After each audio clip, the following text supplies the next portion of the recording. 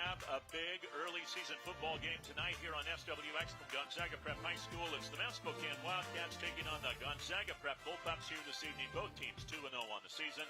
And high school football here on SWX is presented by Inland Power and Light Company, powering our communities since 1937. Along with former CD All-State quarterback Grant Hannon, I'm Larry Weir. Grant, big early season game. Two of the top teams in the GSL. Neither team has given up much. They both scored a lot. This should be a whale of a game. Absolutely. This is playoff atmosphere in September. It should be a good one.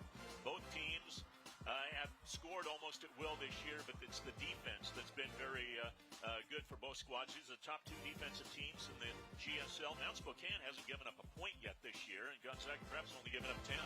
I completely agree. I think that's going to be one of the emphasis of this game is whoever can get the most turnovers on defense will maybe come out victorious tonight.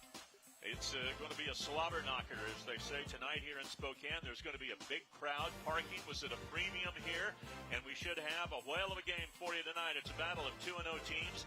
The top 4A team in the city of Spokane, for the time being anyway, in Gonzaga Prep versus the top 3A team in the city in Mount Spokane. We'll have the game's opening kickoff coming up for you right after this timeout here on SWX.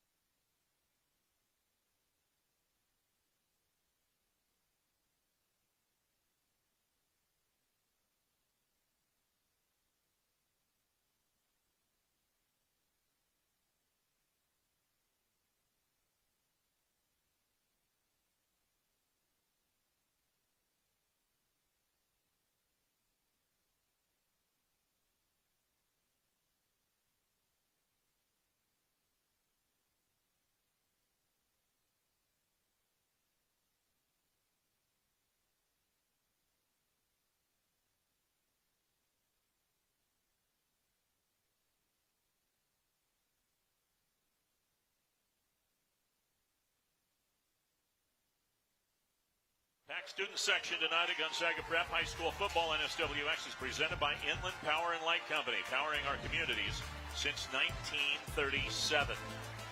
Big crowd here this evening for this game between these two teams. Should be a whale of a contest. And that is Savannah Holbert. She's a junior here at Gonzaga Prep. She's the #1 ranked barrel racer in the state. She presented the flag for the national anthem prior to the start of the game. And fantastic job. Her horse really didn't want to stay around midfield, but she was able to calm the animal down, and the animal didn't go bolting off during the anthem or anything like that. So fantastic job. Savannah Holbert, junior here at Prep, top barrel racer in the state. Beautiful animal. All right, toss of the coin, won by Mount Spokane. They deferred, and so Gonzaga Prep will take the ball to start the game. Both teams, dangerous men back deep to receive. For Gonzaga Prep, it is Jonah Keller. When you look at Mount Spokane, Rock Franklin is the guy to watch there. Both returned kickoffs for touchdowns last week. Nico Alexander and Keller back deep to receive. Both are explosive players who can be very dangerous in the return game. That is Kyle Raymond. He will be kicking off for Mount Spokane. It's going to be fun, I think, partner. Yeah, I think so. A lot of excited atmosphere in here, a lot of speed back in the receiving team. We'll see what they can do. Parking was at a premium here, and I think there's still some people that are trying to get into the stadium here as we get ready to go here this evening. Mount Spokane lost their great kicker from last year, Hunter McKee. He's now at Eastern Washington University as a kickoff specialist this year, where he has kicked 6 touchbacks and 6 kickoffs. So we'll see how Raymond can do. It was nothing for McKee to boot it into the end zone. And in high school football, if the ball does go into the end zone, the touchback comes to the 20, not the 25. Yeah, another added layer of strategy in here. So there is Raymond. He is a senior. And we are underway tonight here at Prep, a high short kickoff. And picked up by Prep at the 15-yard line. This is Keller. Look out. Over the 50. And if I'm Mount Spokane's coach, I'm not happy about this because one of their up men signaled for a fair catch. But the officials didn't see it. Yeah, if I'm Mount Spokane, I'm pretty unhappy with the start of that game. Special teams is 1/3 of the game, an important start here. And what you don't want to do is get their star player Keller going, and he's got a lot of momentum going in this first drive. Keller averages 46 yards per reception this year. Yeah, they try to involve him in pretty much every facet of their game. We'll see what they can do. That was Terry Clora that you saw a moment ago, the head coach at Mount Spokane. And they will pitch it. This is Nico Alexander on the left side. He gets to about the 43-yard line for a pickup of close to 7 yards before he is run down by Brendan Hughes, the 240-pound linebacker for Mount Spokane. Really long mesh from that quarterback and running back, fooled the defense completely. I think that opened up the option on the outside. If you are used to seeing the Gonzaga Prep ground game with a fullback chewing up yardage, that has not been the case for them so far through the first 2 games of this season. And here is that fullback chewing up some yardage there and getting 6 points. Prep leads, took them 2 plays after the kickoff. They go 50 yards, and 47 seconds into the contest, Mount Spokane has surrendered their first touchdown this season. This is exactly what you didn't want to happen if you're Mount Spokane coming into this game. Just a couple missed tackles there, and you see the speed from G Prep coming up the inside. Jimmy Granger, 42-yard rushing touchdown in the first 2 games of the season. Granger had carried the ball 15 times total for 70 yards. And so on his first touch of this one, he goes 42. And here's the PAT try now. And it is good. Booted through that time by Paul Davidow. And just like that, it is 7-0 Gonzaga Prep. A 2-play, 47-yard drive. This is just classic Prep football, right, Grant? Yeah, you couldn't have written any better if you're Prep. I mean, doing exactly what they want. If I could put it in a word, just execution. As you see, Granger take it in, his second rushing touchdown of the year. Time for tonight's keys to the game, presented by Northern Quest Resort and Casino. Don't miss the ultimate sports experience at Northern Quest with game day grub at Epic Sports Bar. Northern Quest, yes, the best. Grant?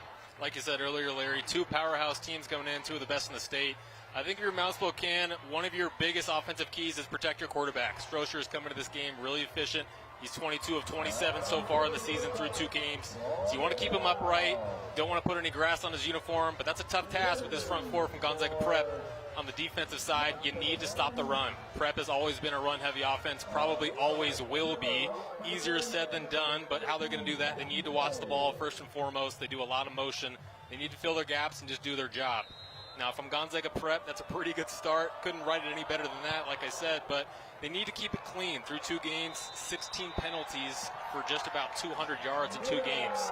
Coming to a tough matchup against Mount Spokane, discipline matters. And if I'm on the offensive side of the ball for Prep, you have to pick your spots through the air. You saw a couple run plays that worked out pretty well for him so far, but Kincaid's been really efficient so far this season, but when Mount Spokane inevitably packs that box to try to stop that run, they need to be selective of when they spread the field. Mount Spokane had allowed 58.5 yards per game on the ground in the first 2 games.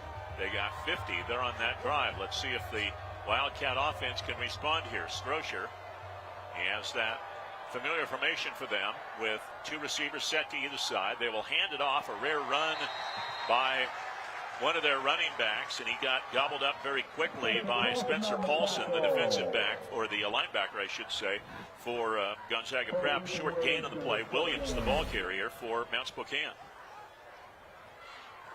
You see Paulson right there in the hole, and a lot of other men right around him. A lot of blue jerseys in that backfield. Gain of 2, second down and 8. Strosher, the quarterback. He has passed for 375 yards through the first 2 weeks of the season. Run is Rashad Franklin takes it, the sophomore, and he's going to be very close to first down yardage, but the officials say just short of the 25-yard line, so it's going to be 3rd and inches here. So they don't have much to go here. Third, well, they have him right on the, well, excuse me, they're at the 25. I'm sorry, I was thinking they were at the 30. So that was a gain of 3 yards. So now it's 3rd and 5. 3rd and 5 here for Mount Spokane. They have 3 receivers to the bottom of the screen there. The 2 Franklins are the inside receivers. Strosher to throw. Has a catch over the 35, first down yardage. That's Jax Kelly. He takes it to the 38 for a pickup of 13. Pretty conservative defensive play from Prep. They wanted to run the zone and not give up the big play, but they gave up the first down. If I'm Mount Spokane, I'm pretty happy that I at least got one drive going. Strosher, a tall young man, 6 feet 5, 170 pounds as a junior.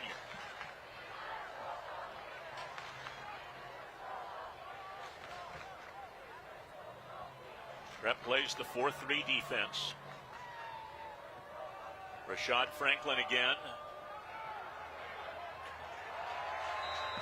I think he might have had some space if he had kept going around the corner, but he didn't see it. They tried to cut back, and that's hard to do against this Prep defense, which isn't big, but they are fast. I agree, Larry. That's a big front four up there for Prep. If Mount Spokane is going to have success, especially with that motion that they like from the outside, they need to run outside the hashes. There you see Paulson. He's made his presence known so far in this game. Spencer Paulson, just 195 pounds as a defensive tackle. Very quick. Second down and 10. Some pressure from the outside. Off the hands of Rashad Franklin. Live ball for now. Are they going to rule incomplete pass or a lateral? Officials are going to say incomplete pass, so it'll be 3rd down and 10 here. I think Mount Spokane got a little lucky there. I thought maybe behind the receiver, but heads-up play by Franklin for getting on top of that. Never be too careful.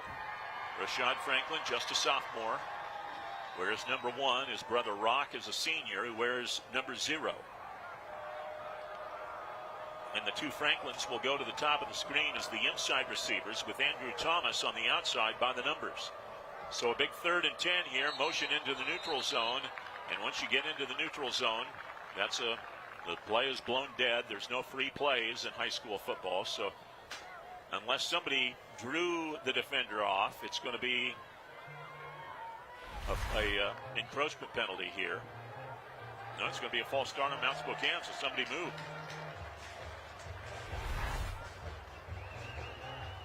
Most people, they see that movement, they think it's offside on the defense, but sometimes somebody moves on the offense. When 2 guys go at the same time, that's what happens a lot of times. Maybe somebody flinched a hand or whatever there. Yeah, you can get that a lot with big games, especially in the first couple of drives. A lot of jitters, a lot of nerves. I thought it was actually smart that Mount Spokane was going to do a hard count, but I was incorrect. Max Kelly, the leading receiver, bottom of the screen. One-on-one coverage with the outstanding corner, Jacoby McClellan. Pressure coming, Paulson, sacked it. Back at the 23-yard line, Spencer Paulson played huge on that possession for Gonzaga Prep, ends up getting the sack. And again, he's not a big guy, 195 pounds. But he utilizes that quickness up front, and that time it was just a whiff by the guard. He looked the wrong way. Yeah, great move by 33 there. Strosher didn't really have time to look for anything downfield. So a punt now for Mount Spokane. Kyle Raymond will kick it. Prep has the deep guy back inside the 45-yard line. Raymond on the air, averaging better than 40 yards per punt, sends it downfield from the 41-yard line. I think this is Sam Kincaid. The quarterback, if that's right, takes it all the way down inside the 35-yard line. So that was actually Jack Pierce on the return. I thought it was 3, but it was actually 5 Pierce. And Pierce with a big punt return takes it all the way down into Mount Spokane territory at the 34-yard line. Sometimes, Grant, games can be decided by field position. So far, Prep started in midfield, now at the Wildcat 34. Absolutely. You saw it on the kickoff. They tried to kick away from their returners who have a lot of speed. I think sometimes on those punts, you maybe even want to go away from a former all-league like Jack Pierce. So Pierce, unofficially 25-yard punt return there. And Prep has it at the Wildcat 34. And Kincaid wants to throw, now he'll run. Big opening. Inside the 25, and he goes out of bounds with a first down at the 22-yard line. 12 more yards that time. And this time it was Kincaid, the quarterback, running. It looked like that was a design draw all the way, but Prep seems pretty comfortable at this point in the game. They have run 3 offensive plays here, and they've picked up 62 yards, all on the ground so far.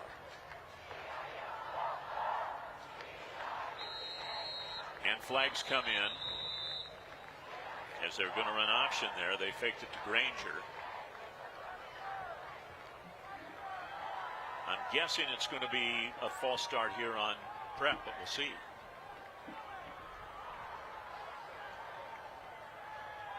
Offside, Mount Spokane. I'm 0 for 2 so far on these penalties, Grant. Hard to see from up here in the box, but unfortunately, Mount Spokane just shooting themselves in the foot. And like you said earlier, Larry, the special teams really isn't giving them that great field position. It's kind of putting their defense at a disadvantage. So 5-yard walk-off here. It's going to be 1st and 5 now for Prep from the 17 of Mount Spokane. See the time remaining in this one. We've played less than 4.5 minutes so far, and it's been all Gonzaga Prep. So 1st down and 5 here.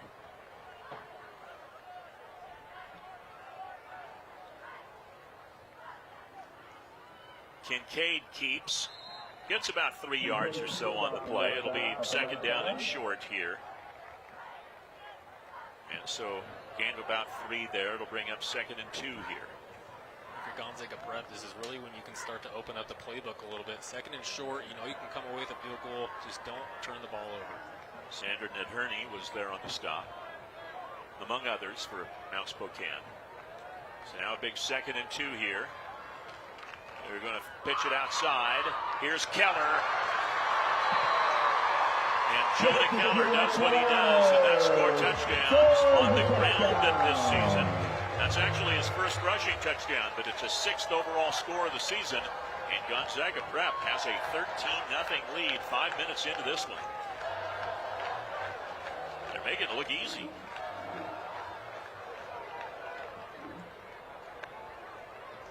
That was just a 3-play drive. Helped along by a 5-yard penalty. Here's Davidow for the PAT, and that is good inside the left upright. And so it's Gonzaga Prep 14-0 here in this one. There you see the speed of Jonah Keller getting outside. Wasn't a great pitch, Grant, but he was able to haul it in. Well, this is exactly what Prep's going to want to do all night, is get the ball to their playmakers in the backfield in open space, and just let them do what they do best, is just run through the defense, use their speed to their advantage. Really nobody close to Keller at that end zone. Now joining the Inland Empire Football Officials Association allows you to participate in the community, have flexibility in scheduling your games, receive timely payments, and experience networking and advancement opportunities. Organized training is provided. Your chance to be on the field is just a QR code away at IEFOA.com. That's IEFOA.com. We hope you'll decide to join us, the officials there on the field. As you see our referee here this evening. Scan the code there on the screen as well. Our officials do a fantastic job on a nightly basis. We don't have near enough of them, but numbers are starting to rise Here's David Dow there on the kickoff, and this is a weapon we talked about a little bit earlier. You put the ball into the end zone, the other team starts at their 20-yard line, and you have a dangerous guy like Rock Franklin back there returning. He doesn't get a chance. That's right, and 5 yards might not sound like a lot going from the 25 to the 20, but being back in your own red zone, that really makes a difference, even if it's just psychological in your offense. All right, so Mount Spokane had not allowed a point yet this season. Prep has scored lickety-split, 84 yards in 2 drives to get 2 touchdowns. Is this a crucial drive here for Mount Spokane? Is it too early to panic? I think you're exactly right, especially even just emotionally. If I'm Strocher, one of your more important parts of your job as a quarterback is to calm the offense. Rashad Franklin taken down in the backfield for a loss. I don't think you can do a lot of stops and starts and such against this defense. Aiden James was there, number 42, to bring him down, and that's a loss of a yard there on that play. I think you just got to get it and go. I agree. It's surprising to say, but I think even in the first quarter, you need a sense of urgency if you're on the offense for Mount Spo. So 2nd and 11 here for the Wildcats. A Wildcat, I don't know if it's tradition is the right word to use, but after every play, the quarterback goes to the bench to get the play, and so the quarterback has to do a lot of running over the course of a game. Strocher to throw. Pressured out of the pocket. He's going to run it. This isn't really his thing, but here he goes, and a good run. Takes it out to the 28. Denied a first down on a nice tackle there for Gonzaga Prep, but a nice pickup of 9 yards to make this now a very manageable play. 3rd down, or a very manageable down, 3rd and short. Sometimes you just got to take what they give you, and if that's the run on the quarterback side of things, then take the candy, as they say. Luke Hills was there to bring him down. Number 35 there for Gonzaga Prep. So a huge 3rd down here. 3rd down and 2 for the Wildcats. Rashad Franklin, the slot to the left, or to the bottom of the screen, and on the other side, toward the top of the screen in the slot, Rock Franklin, his brother. Here comes the blitz. To the outside, Kelly, I believe. 1st down with a nice little run and some good blocking on the outside. He's going to take it over the 45 to the 46-yard line. Let's see. That's not Kelly. That is Andrew Thomas. And we do have a marker in the backfield. Great job by Strocher here, just getting the ball out of his hands quick. He felt the pressure from his backside, but sometimes he's got to stand in the pocket and deliver a strike. There is a flag down, so hold the phone at this point in time. Looks like it's going to be on Gonzaga Prep as they are walking backward. Maybe a roughing the passer penalty. Yep, that's exactly what it is. So add 15 to the end of that play, and that's going to put Mount Spokane in Prep territory for the first time tonight at the 49. So that ends up being about a 23-yard play with the penalty added on to the end. That's right. First time in this game, they're in enemy territory. They really need to take advantage. Against Strocher, it's not too bad when the ball is spotted on the hash mark nearest your sideline. You don't have too far to go to get back and forth, and especially around midfield as well. That's right. And I think a key thing to note is you look at the play clock coming down here, that Strocher's going to have to keep an eye on that. Maybe he didn't even get it off there. Just barely. Here's a deep throw. This is well covered.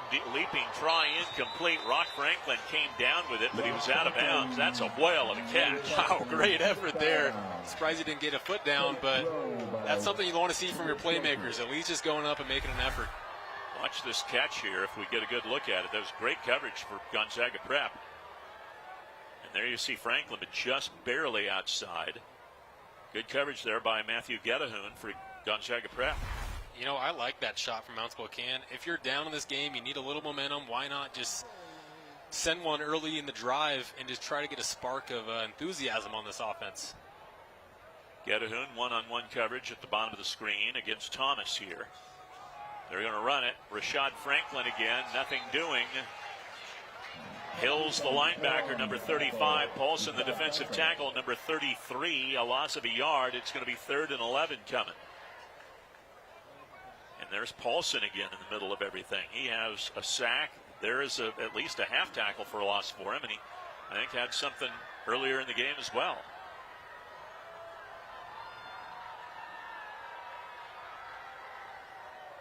Paulson, 195-pound senior.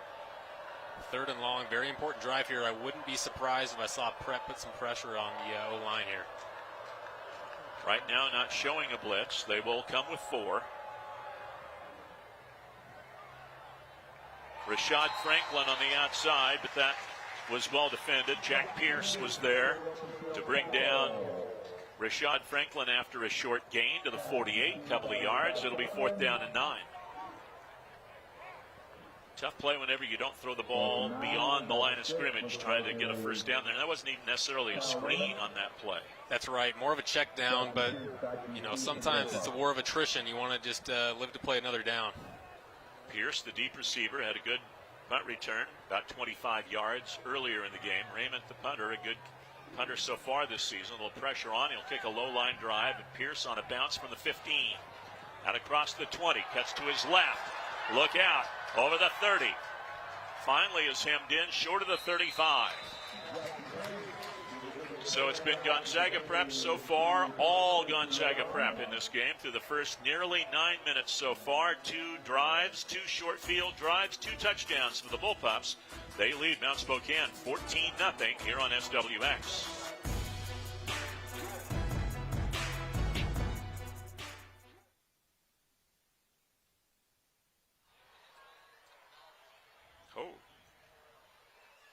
Chad, Larry, any notes?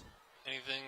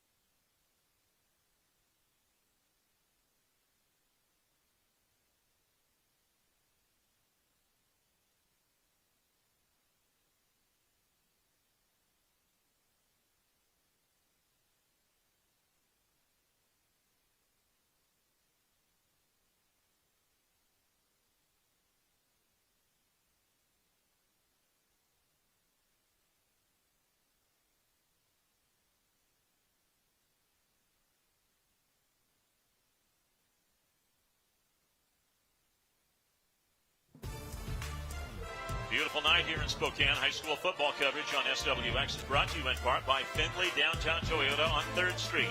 If you're looking to score the best deals on your favorite Toyotas, come to Findlay. And this game also brought to you by Top Dog Plumbing and Grain, locally owned and operated. Our pledge is to bring you unmatched service and expertise for your home or business. Don't settle for a good dog. Go for the top dog. Not a lot of smoke. 2nd straight year here in Spokane. You see some bugs being attracted to the lights here at Gonzaga Prep, and the Bullpups have been attracted to the end zone so far. Not much there on that run, as I think it was Granger. He got swallowed up quickly in there by Bo Tampion. Short gain there for Gonzaga Prep. The best Mount Spokane has defended the run in this game. They got him for no gain, I guess, on that play. Well, this is really the first time G Prep has been in their own side of the field, so we'll see how they respond.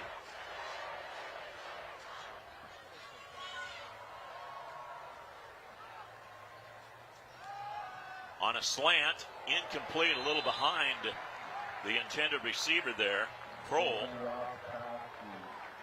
And so it'll be 3rd down and 10 for Gonzaga Prep. And I think it's always been this way, Grant. The key to defending Prep is try to get them behind the sticks. That's right. On 1st down, it's key. You know they're probably going to run the ball 9 times out of 10, so you got to be able to stop that efficiently. And this is exactly right where they want them, a 3rd and long, their side of the territory.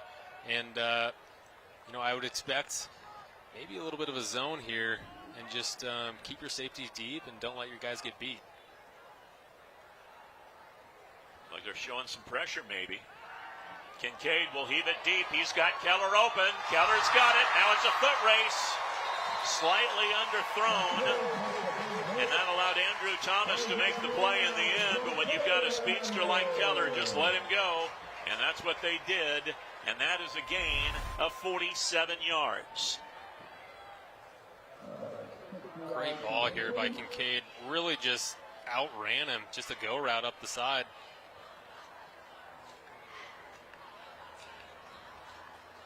Yeah, you said, you know, I don't know what happened to the corner there, but he was beaten badly. And Prep takes advantage of it on a 3rd and long. You don't want to give up the deep ball. They did. Here is Dockett. Big hit there, but a good job by Dockett to fight forward and get yardage down to the 7-yard line. That's going to be a gain of 13. It puts him in a 1st and goal situation. Dockett, the top receiver back from last year, has kind of been a guy that hasn't quite gotten the headlines this year because of Keller. I mean, it's when you come into this game, he's got 5 passes with 4 touchdowns. Keller, it's hard to get top billing. But both of these guys are outstanding outside receivers for Gonzaga Prep. Jimbo set here for Prep. This is the fullback breaking through there off the right side.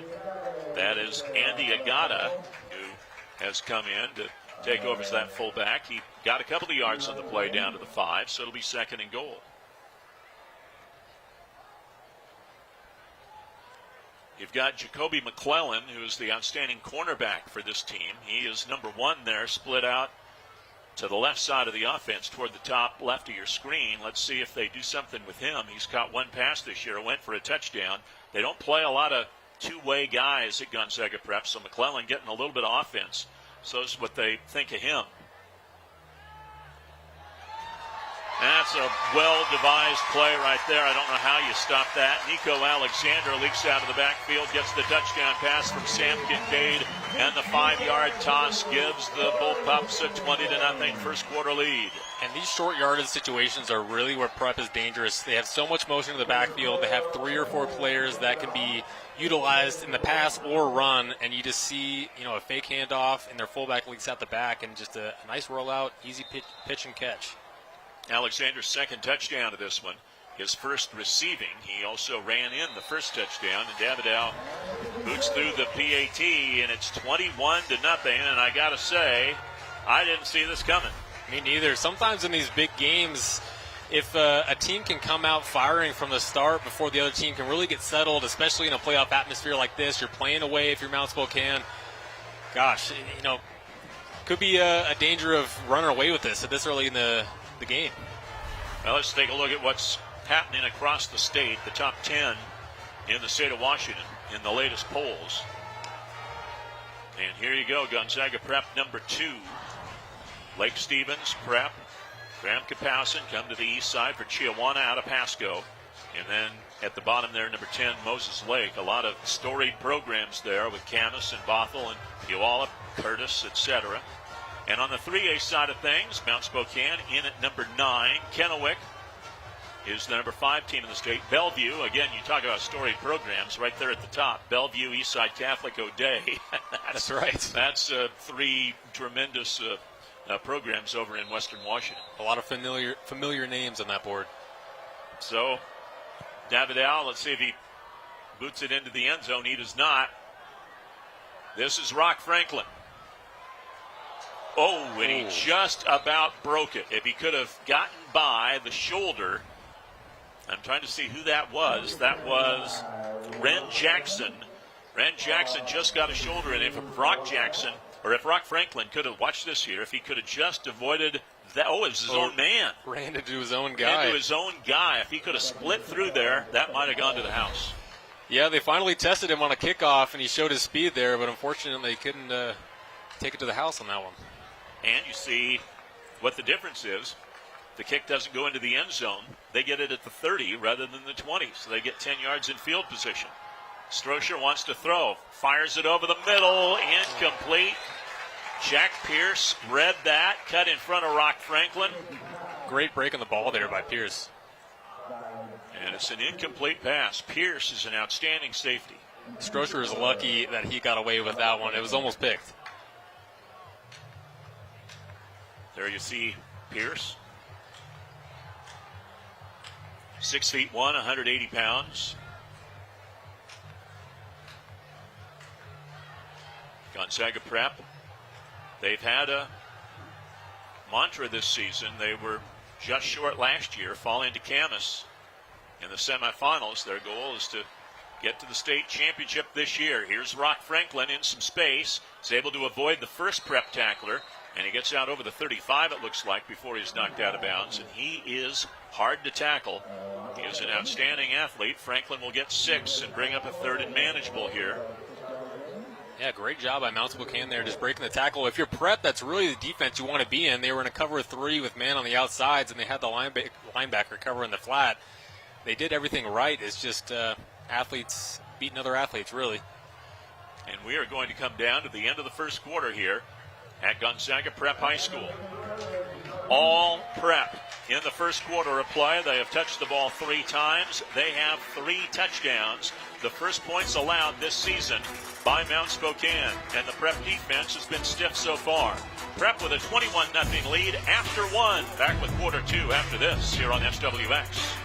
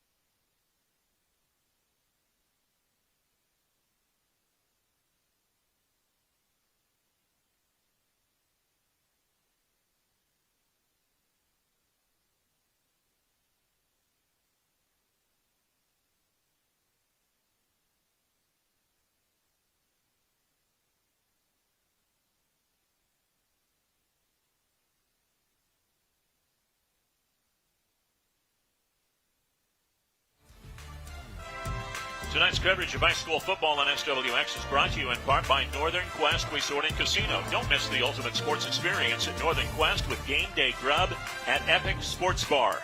Northern Quest. Yes, the best. Grant Hannon, Larry Weir here at Gonzaga Prep High School. And Prep had the ball 3 times, Grant. They started at midfield, scored a touchdown, started at the Cat 34, scored a touchdown, started their own 33, scored a touchdown. So they've driven the field whenever they've needed to, and their defense has been tough so far. Well, we came into this game talking about both defenses being really strong, but it's really special teams that were doing the most for Gonzaga Prep so far this game. Little slant dropped. And that was Rashad Franklin, I believe, just the sophomore. And that was the first down, and you know you're going to get hit. But that's easier said. To keep your eye on the ball and not look and so forth. It's easier said than done. He heard bodies and he took a hit, but failed to bring in the ball. Still took the hit. Yeah, I think he heard footsteps there and got a little nervous. But that's, like you said, easier said than done. They've called his name a lot tonight. A lot of weight on that kid's shoulders, offensive speaking. So another punt for the Wildcats. Is their third of the game.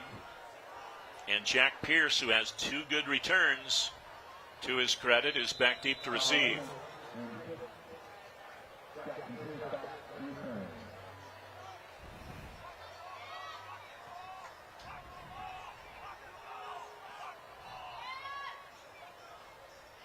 Raymond, good punter this year, gets a good punt off, but here's Pierce from the 23, dodges the first man, now open field.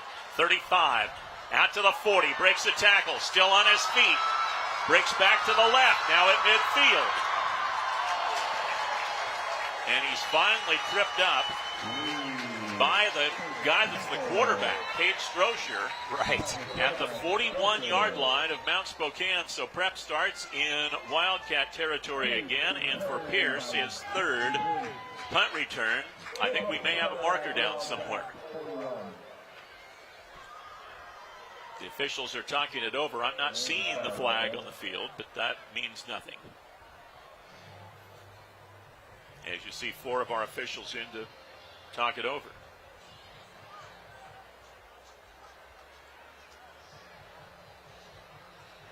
We have a veteran crew here tonight.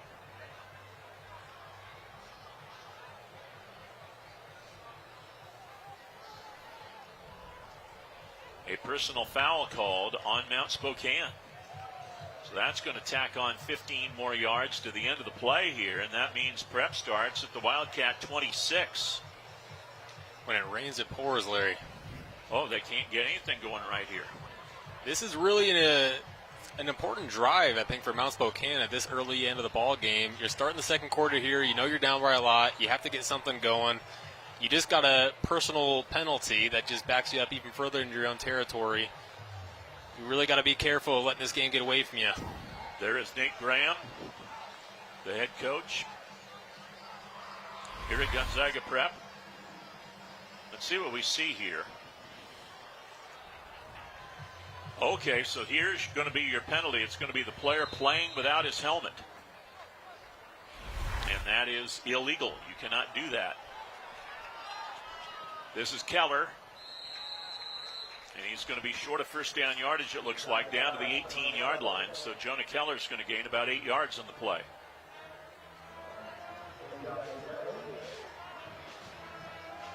Gonzaga Prep has been able to do whatever they've wanted on the ground, through the air. Mount Spokane's defense has been on their heels the whole game, in part, I think, probably because of the field position situation. It's a lot easier to play in the opposition end of the field than it is in your own if you're an offensive player. Here's a deep ball. This is Stockin, and he makes the catch. That's pretty dang good coverage right there by Jax Kelly. Yeah, good defense, better offense. Perfect pass by Kincaid. As an 18-yard passing touchdown, Kincaid's second passing touchdown here in this one, and it's now 27-0 in favor of the Bullpups.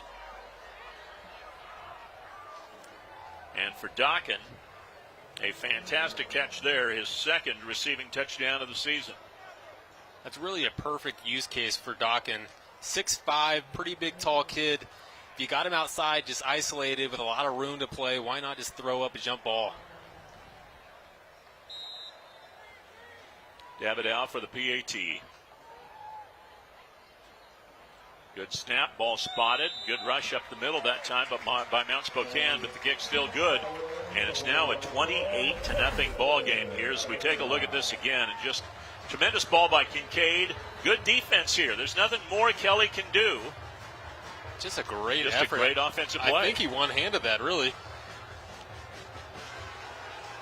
And the young fans, they dream of being Prep players one of these days. We'll see if they're able to be down there on the field in a few years as Dockin gets the touchdown, his second of the year. There you see the young man, 6'5", 215 pounds. That's an asset on offense. Interestingly enough, not a lot of running for Prep so far this half. No. I mean, if you've got Keller and Dockin on the outside, why not throw it to him? Yeah, and especially you see as they try to key in on Keller, and he's had such a stellar first half so far, you can spread the ball around and then, get the rest of your offense going. I said early on, we're used to seeing the Prep fullback just chew up yardage. It doesn't matter who it is that they've had over the past few years. They're always getting that guy 30 carries a game, 25 carries a game, whatever it is. They don't hand it off to the fullback very often right now. They're getting it to Keller in space, they're getting it to Dockin in space, and occasionally it'll be a Nico Alexander or somebody else that comes up with it. So they've got something going here at Gonzaga Prep. Here's another kick into the end zone. That will not be able to be run out. And so again, Mount Spokane at the 20. Davidow's been very good at kicking off. He didn't get the last one into the end zone. Rock Franklin almost broke it for a touchdown. I think he was probably told, don't fiddle around, put it back into the end zone again. We don't want to give him an opportunity. That's right. It'll be interesting to see how Mount Spokane comes out for this first drive of the second quarter. Earlier, they were trying to take a couple big shots to get their offensive going, but really, I think getting first downs is the key here. You just want to move the chains. They've got to be a little bit shell-shocked right now. I think you're right. I think they're more surprised than we are. From their own 20, that's Stroesher. Incomplete there. Firing out on the far side, trying to get it to Rock Franklin. And it'll be second down and 10. Nothing going the Wildcats' way right now. They need a big play of some sort. Maybe a couple of them. Big offensive play to get a touchdown, and then maybe a big defensive play to get a turnover to try to get some momentum back here. That's right. If I'm Mount Spokane's coaches, you can't get it all back at once. So you just have to settle your offense down, especially your quarterback, get a couple completions, get the momentum going, and try to get back in this game. Terry Clower and his staff there, they're veterans. Stroesher to the sidelines, has a catch. And a nice job there as Rock Franklin breaks some tackles and gets the ball up to the field. See how explosive he is and how elusive he is. He gains about 18 yards there.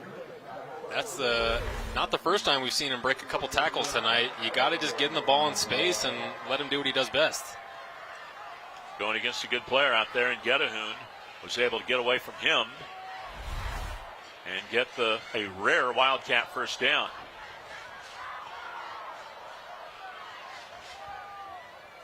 Checking off here is Stroesher. Stroesher doesn't like what he's seeing.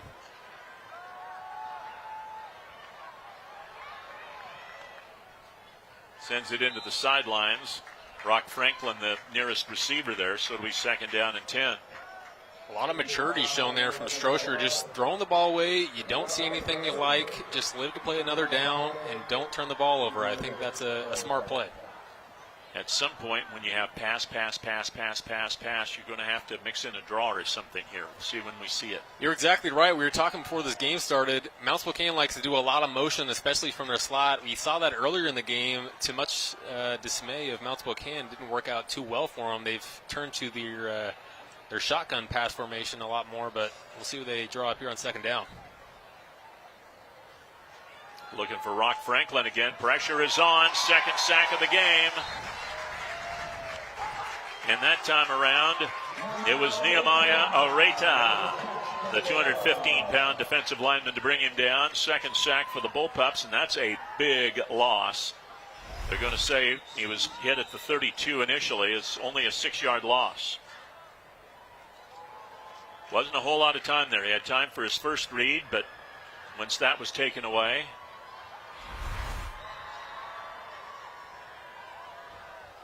Now we have another question from our officiating crew here. If nothing else happens, it's 3rd and 16 here for Mount Spokane. Mike Schock is the GSL historian, and Mike put out a message on social media, I think it was today, that this week is the 20th anniversary of the first game played here on campus at Gonzaga Prep for varsity football since they moved to the UCO campus since 1954. Really? Wow, seen a lot of good players come through this program. Yeah, their first year playing here then was 2005, so they had been 51 years. So they started playing here in 05. This week in 2005 was their first home game. They beat Cheney 38-0 in that particular game. Here's a pass, and that's going to be intercepted. Jacoby McClellan comes away with it. That's his first interception of the year and the third interception taken by Gonzaga Prep this season. And for Stroesher, his first pick thrown this season. And a flag is down. So we'll see. There may be a celebration afterwards on Gonzaga Prep that's going to cost them some yards, but it looks like they'll get the ball out of all this. Well, they've tested McClelland a lot tonight. Came away with the interception there. They've really been pass heavy on the left side. And it'd be interesting if that's just kind of the favored side, or if maybe Scrosier's arm strength is such tonight that they want to keep it a shorter throw for him, or maybe that's just because of they're not sure about the Gonzaga Prep pressure and give him a little quicker throw maybe there. The official's still talking things over. I think we're going to get a celebration penalty. I think you might have been able to see on the replay there, McClellan spiked the ball after he intercepted it. So I think we'll have an unsportsmanlike conduct here, but the officials are trying to figure out just exactly where are we going to mark this off from, and there they go backward.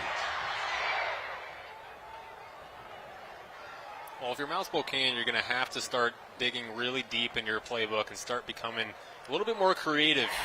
Some of the more traditional plays they've used tonight haven't been as successful as they would have liked, so maybe a screen, maybe a draw, something to shake things up. So there you saw it on the McClellan intercepted and then spiked the ball, and I think that's probably what drew the unsportsmanlike. You saw a referee writing something and then slipping it into the pocket of his shirt. You can have on one unsportsmanlike conduct penalty, but on your second one, you're disqualified from further play. And here's a run by Keller, and he's not going to get very far. And again, maybe the best job that Mount Spokane has had in covering Gonzaga Prep here is Keller only gets about a yard in that play, and we have a Wildcat that's shaken up there. Yeah, we might see in the replay, I thought he might have even got part of his face mask that brought him down before the play ended. That's Taddick Burns there. And let's see what we see here. I agree with you.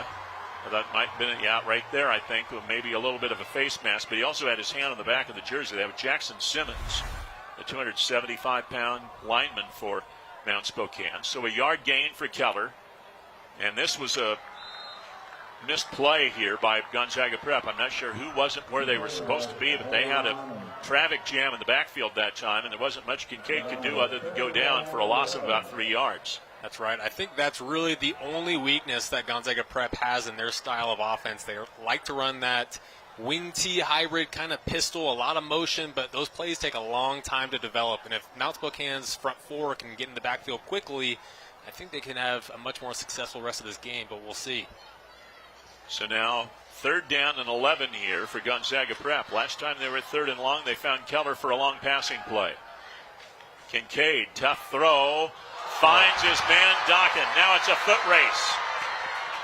And Dokken will lose that, fumbled the ball. It's going to go out of bounds. So again, they find, this time it wasn't Keller, it was Dokken. And he gains all the way down to the 19-yard line. Well, great job by Dokken there. Kincaid actually had his flat route wide open as well, but he decided to go for the deep ball. Pretty well covered by 19 there. Really just went over the top of his head.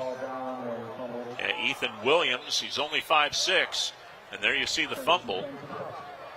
Ends up going out of bounds. Ball spotted where he fumbled the ball from. And so it's at the 19-yard line. Here goes Granger into the middle, and the fullback takes it down to the 13-yard line. With what we've seen, I think that's the second fullback dive we have seen in this game from them. And what we have seen, if they wanted to run fullback dive 30 times a game, I think they could. That's right. They've just chosen not to because they have so many playmakers on the outside here. And that's why it's so hard to defend, is that they start getting that run up the middle going, they can just as easily get the option to the outside. Here's Keller in space. And a nice job by Mount Spokane to defend him in space. He will get the first down. You see, there's that option there that I was mentioning. Great open field tackle.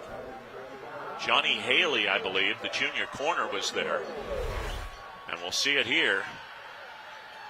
They get Keller in space, looked open there, but a good job for Mount Spokane to rally. And there you see number 3, the junior down there, had him by the left foot and wouldn't let go. First down and goal. Keller on the outside again, looking for another touchdown. Not going to get it. Was that? Now that time it was, I think it was Haley again that brought him down. And it'll be second down and goal here for Gonzaga Prep. To Prep's credit, these receivers are really the unsung heroes of this offense in a lot of ways. They've done a great job blocking tonight. That's opened up some of those option routes to the outside to Keller. I wager a fullback dive here on 2nd and goal. Well, wouldn't you know? Touchdown, Gonzaga Prep. So that was Granger.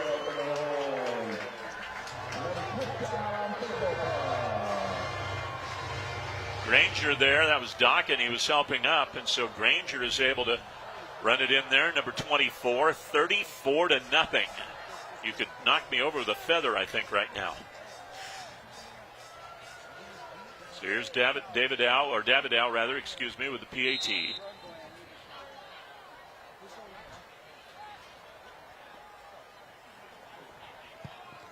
And he continues to be perfect.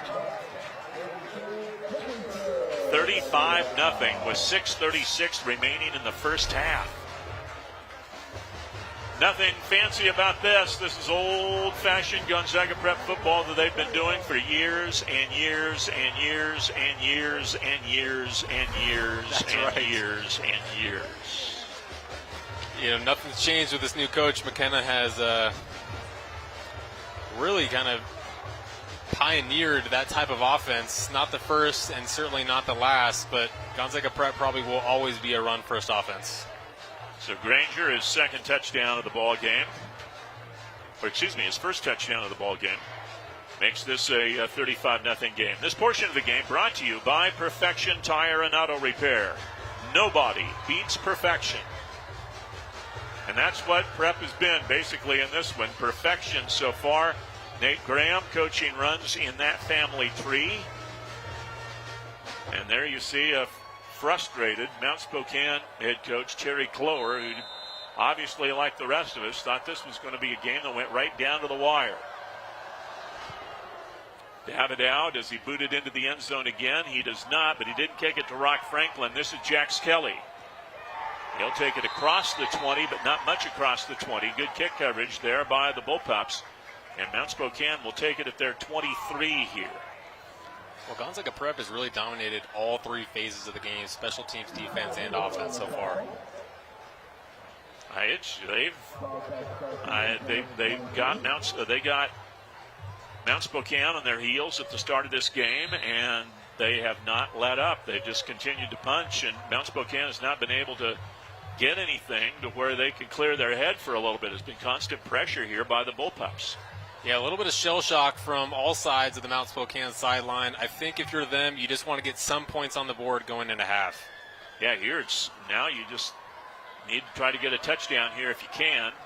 Quick throw out to Thomas. That's not going to get much, maybe a yard. As this Bullpup defense, again, they're not big. Their biggest man defensively is 220 pounds. But they are quick, and they are really good, and there you may have a dislocated finger.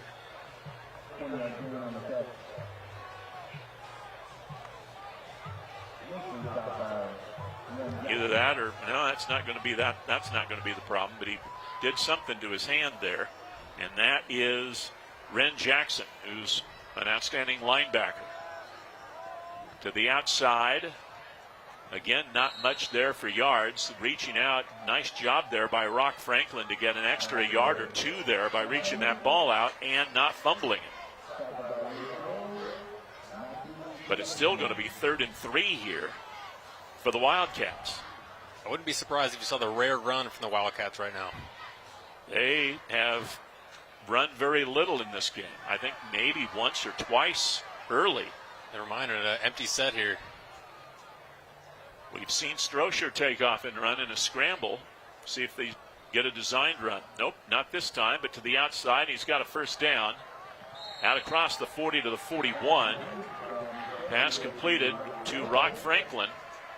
And that's going to be good for a first down. They're really trying to get the ball to Franklin here in this one. That's right. Strocher really likes that left side. They're playing a soft cover 4, and he took advantage of the hitch route. So first down and 10. Now Spokane has had a few first downs, but they haven't been able to stack very many together in a drive. Here is a run. And it opened up a little bit there for Williams, the running back, Ethan Williams. He's not big, 5'6", 165 pounds, but he squirts through for 5 yards there. If there's one thing that Mount Spokane's offense has done a great job of tonight, it's spreading out the defense. Gonzaga Prep knows that they want to get the ball to the outsides. They're putting their safeties pretty far back. Their DBs are pretty far back as well. I think a run up the middle is just what they needed. 2nd down and 5 here.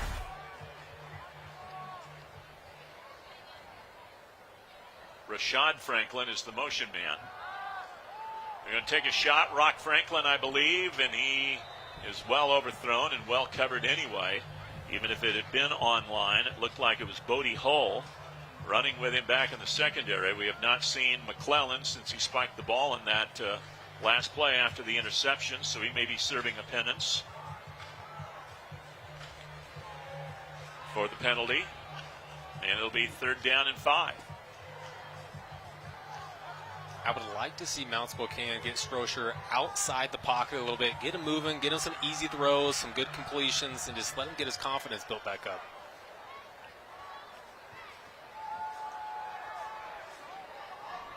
Incomplete. Looking that time for Quentin Gray, and so it'll be 4th down and 5. And again, a situation where they get a first down, but they can't stack a number of first downs together. And on comes the punting unit, and Gonzaga Prep could make this a 40-point game before the half. That's right. I think that's the right call by Mount Spokane's OC, just getting Strocher outside the pocket. Sometimes even just moving your legs as a quarterback helps open up your arm in a funny way.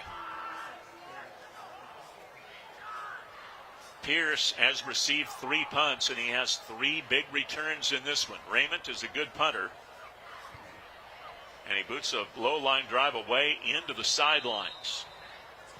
So that was on purpose. He just was trying to kick it as far as he could down the far sidelines and not give Pierce an opportunity. Gonzaga Prep will take it at their 32. 4:05 left first half. All Gonzaga Prep. Bullpups lead at 35-0.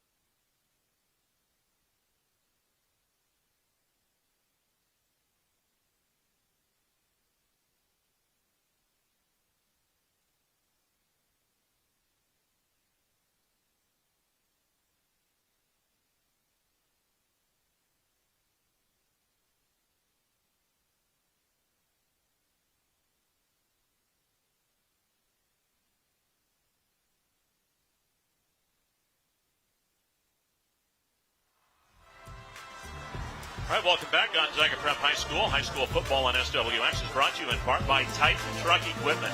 Northwest family-owned. Outfit your truck by visiting us in Spokane Valley and follow Titan Truck on Facebook, Instagram, and YouTube. And by ServPro of Spokane County. If your home or business is ever damaged by fire, water, or an unexpected incident, trust the pros at ServPro of Spokane County to make like it never even happened happen. All Gonzaga Prep, big crowd here. There was a major parking problem here. They've had more people than they have parking spaces coming to this game. Here comes a good run here for Gonzaga Prep. That is Andy Agata. Not first down yardage, but they would be happy to run out the rest of this first half clock and score inside of 30 seconds remaining, Grant. Yeah, I agree. Just play it conservative. You already are up 35-0. Just run out the clock and do what you do best. 6 yards there for Agata, so Second down here, and the whole playbook is open now for Gonzaga Prep. And this is the quarterback, Kincaid. He has first down yardage.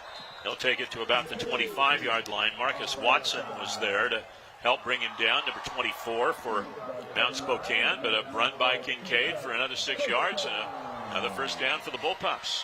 That's right. Gonzaga Prep quarterbacks are not shy about their running, but really the highlight of the night for Kincaid, a lot of sweet passes shown from him tonight. He has found Dokken, and he has found Keller on 2 or 3 big plays here in this ball game. Alexander is the motion man. They want to throw for Dokken, one-on-one, too far into the sidelines, incomplete. Not bad coverage there for Mount Spokane by Jax Kelly, who's given up a lot of inches. Kelly listed at 5'10", Dokken is 6'5". Yeah, sometimes those intangibles are the best playbook you can really ask for. You can't teach height. Great job by Kincaid there, seeing the blitz from the south side and just giving the ball to his playmakers. See if they try to get it in Keller's hands here on 2nd and 10. He's the guy that came in motion. They give it away inside to the fullback. And again, this is where I said before, I think if they wanted to run fullback dive 30 times, they probably could, and we may see it at some point this year, but we haven't so far. That's right. And Gonzaga Prep's running backs have done a great job of falling forward. It's got them a lot of extra yards tonight. Agata again on the carry there. He has split time with Jimmy Granger. Granger's a 190-pounder. Agata, smaller, only 165. So maybe that traditional fullback in the Prep offense, sometimes it's been a smaller guy. It hasn't necessarily been that bruiser at 190 or 200 or 210 pounds in there. And Prep thought they saw an offsides for Mount Spokane, changed up the play last second. Short of the first down there for Agata. So it's going to be 4th down here for Gonzaga Prep. Let's see what they do as we near 2 minutes left in the half. This could be, if they go for it here, this could be the play that maybe could kickstart Mount Spokane. I think you got to go for it if you're Prep. You've really done everything right so far, so why not? 4th down and a yard. I wouldn't be surprised to see a fullback dive again. From the 45-yard line. That's exactly what you get, and it's Agata again for a first down. Hauled down by number 8, Brendan Hughes, the 240-pound linebacker, but that's a tough play to stop. Well, Larry, if it ain't broke, don't fix it. Yeah. It's worked for him tonight. Everybody says, well, that should be, you know that it's going to go there to the fullback, but that's a hard one to stop. And here is Kincaid to throw. Keller, and a nice play here once again by Mount Spokane to come in and make the defensive play there. That is Jax Kelly, who's a two-way starter for this team, and Kelly did a nice job that time to not allow Keller to get turned upfield in that open space. That's a great 1-2 punch by Gonzaga Prep. They ran the ball at the middle a couple times, had some success, and then Kincaid just delivers a strike on a quick out route to Keller. And a timeout is taken here by the Bullpups. There's a minute 14 remaining to play here in the half. And they have it at the 37 here of Mount Spokane. You've got the big play guys in Keller and Dokken. It'll be interesting to see what they do here. Will they go away from those two guys with another guy that you may not be expecting to get the ball here in this situation? That's exactly right. And as Mount Spokane continues to pack the box to try to stop that run that's really bleeding them this entire half, they're going to continue to pass the ball, Gonzaga Prep that is. And they found a lot of success doing it tonight. I don't know what Kincaid is on a passer rating tonight, but I would imagine it's pretty high. I would think so. He's got a couple of touchdowns in this game. He found Alexander for one, and he found Dokken for the other touchdown. They've run in 3 scores as well in this game. Yeah, this is a great game for Gonzaga Prep to work on your weaknesses. Not a lot of times you get some, I know the score doesn't reflect that tonight, but Mount Spokane is a great ball team, one of the best in the state, and work on your weaknesses right now. Yeah, they're doing this against one of the best 3A teams in the state. On second down, Kincaid wants to throw. He will run instead. Nobody open. He has first down yardage inside the 30. Clock will stop for the chains to set at 1:05, but Prep again continues to move the ball. Really great job by Kincaid there. They gave him the run. He had 10 yards to go, so might as well just take what they're giving you. Keller and Dokken are on the bottom half of the screen here. Keller, the inside receiver. Kincaid heaves it into the end zone. Incomplete.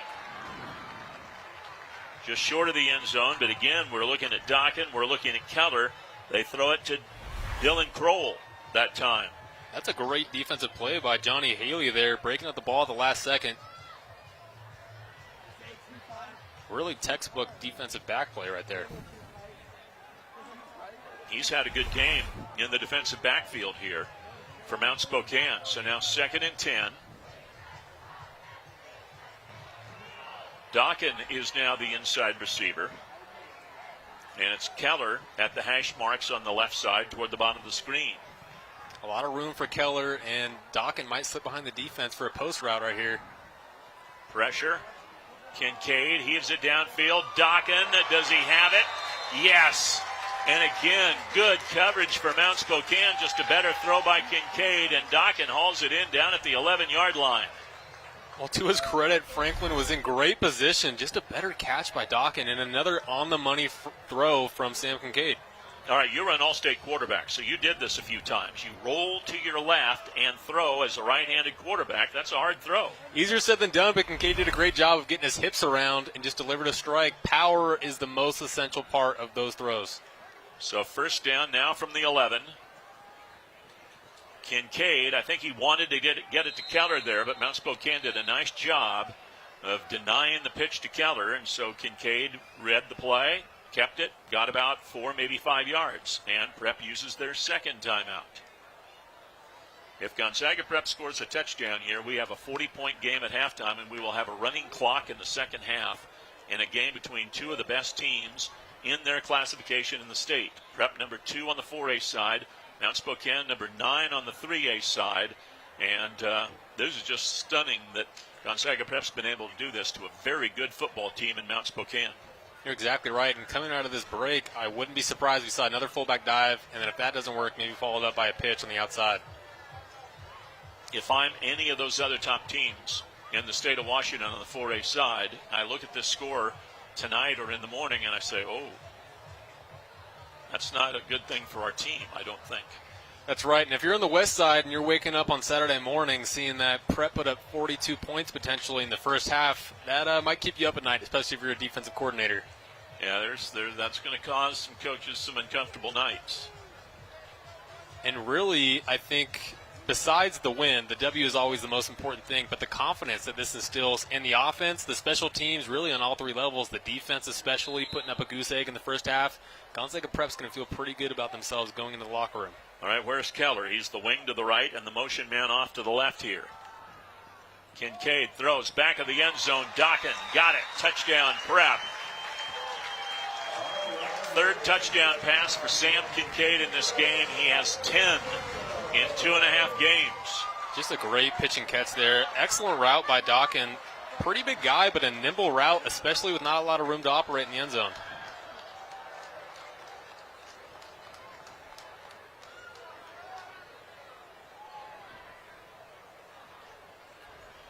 So here's Davidow for the PAT to make it a 42-0 game with 28 seconds left here in the half.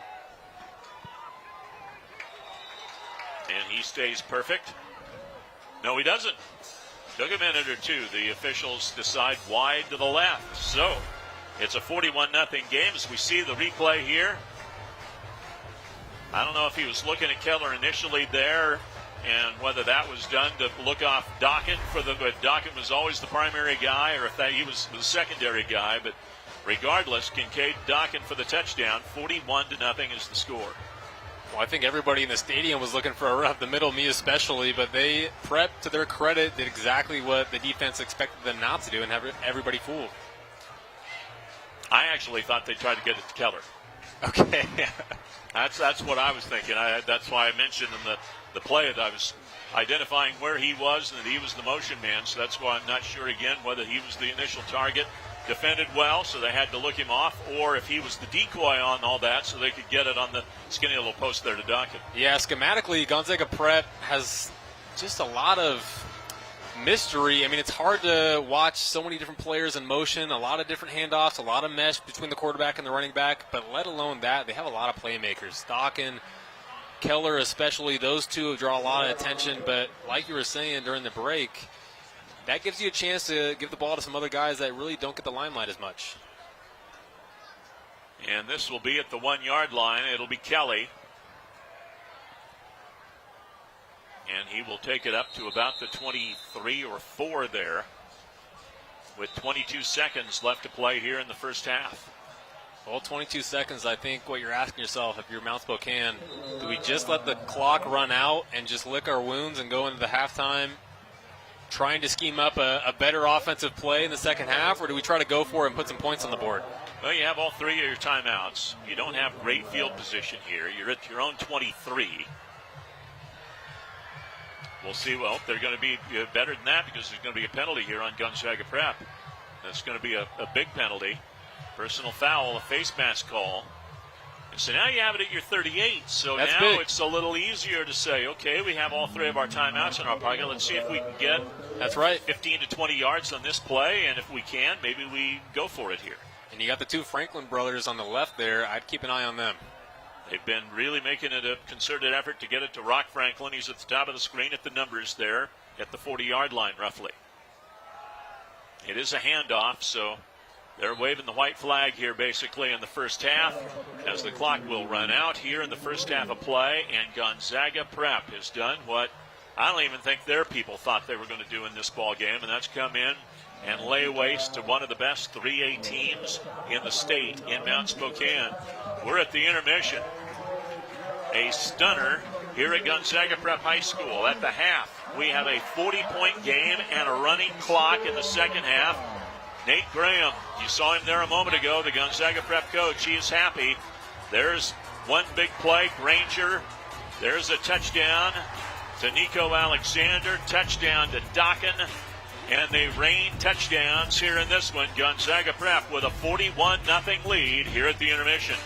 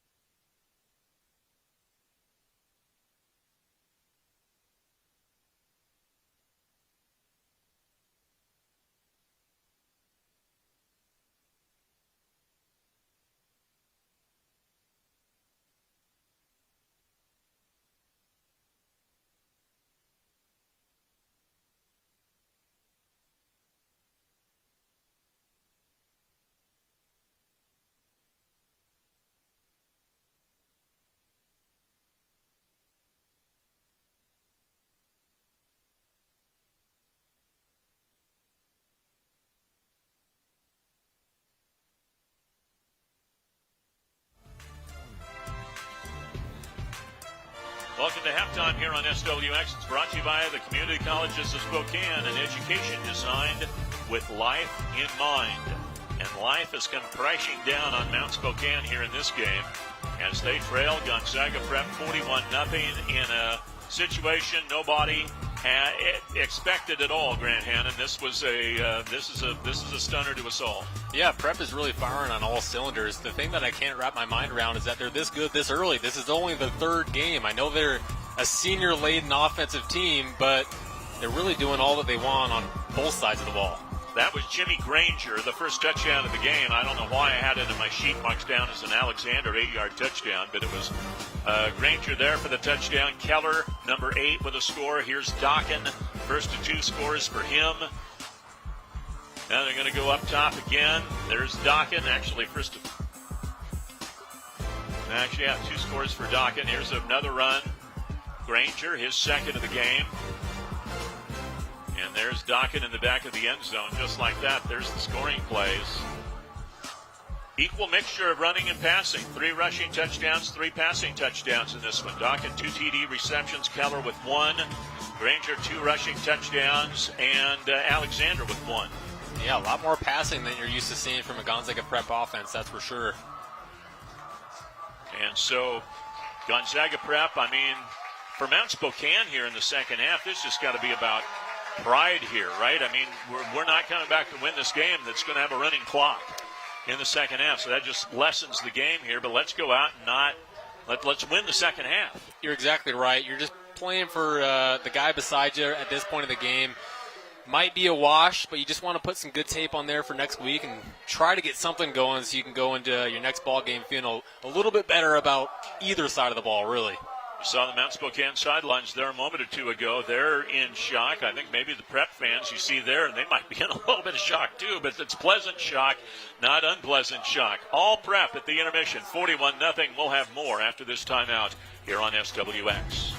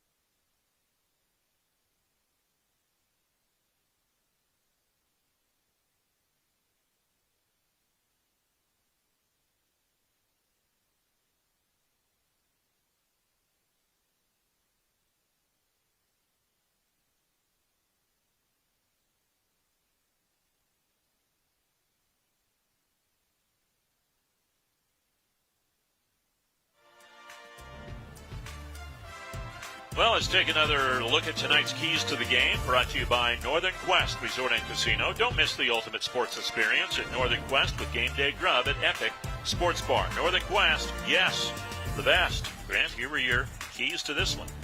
Yeah, we came into this game for Mount Spokane. We knew they needed to protect their quarterback. He's a pretty efficient passer, and we know with the clock against him in the second half, they're going to have to pass the ball to move the chains. So holding the blocks up front is going to be crucial for them to get back into this one and stop the run. I mean, really all you can say is practice makes perfect. You might see this type of offense down the road in the season, so as much reps as you can get on that side of the ball, the better. And for G Prep, really everything's going right for you. You want to keep it clean. They haven't had too many penalties on either side of the ball other than celebrations. And you want to pick your spots of the year. That was one of the things that we said would be a key for their offense, and really all spots are good spots at this point of the game. You've seen a lot more passing than you would typically see from a stereotypical Gonzaga Prep offense. But, hey, if it ain't broke, don't fix it, and everything's going right for them. It has. Nate Graham, I'm sure, searching for things to say to his team because they were perfect in the first half. So, the challenge, I guess, will be to continue perfection in the second half. That's right. They seem a little shell-shocked right now. So Gonzaga Prep leads at 41-0. We'll have more after this timeout here on SWX.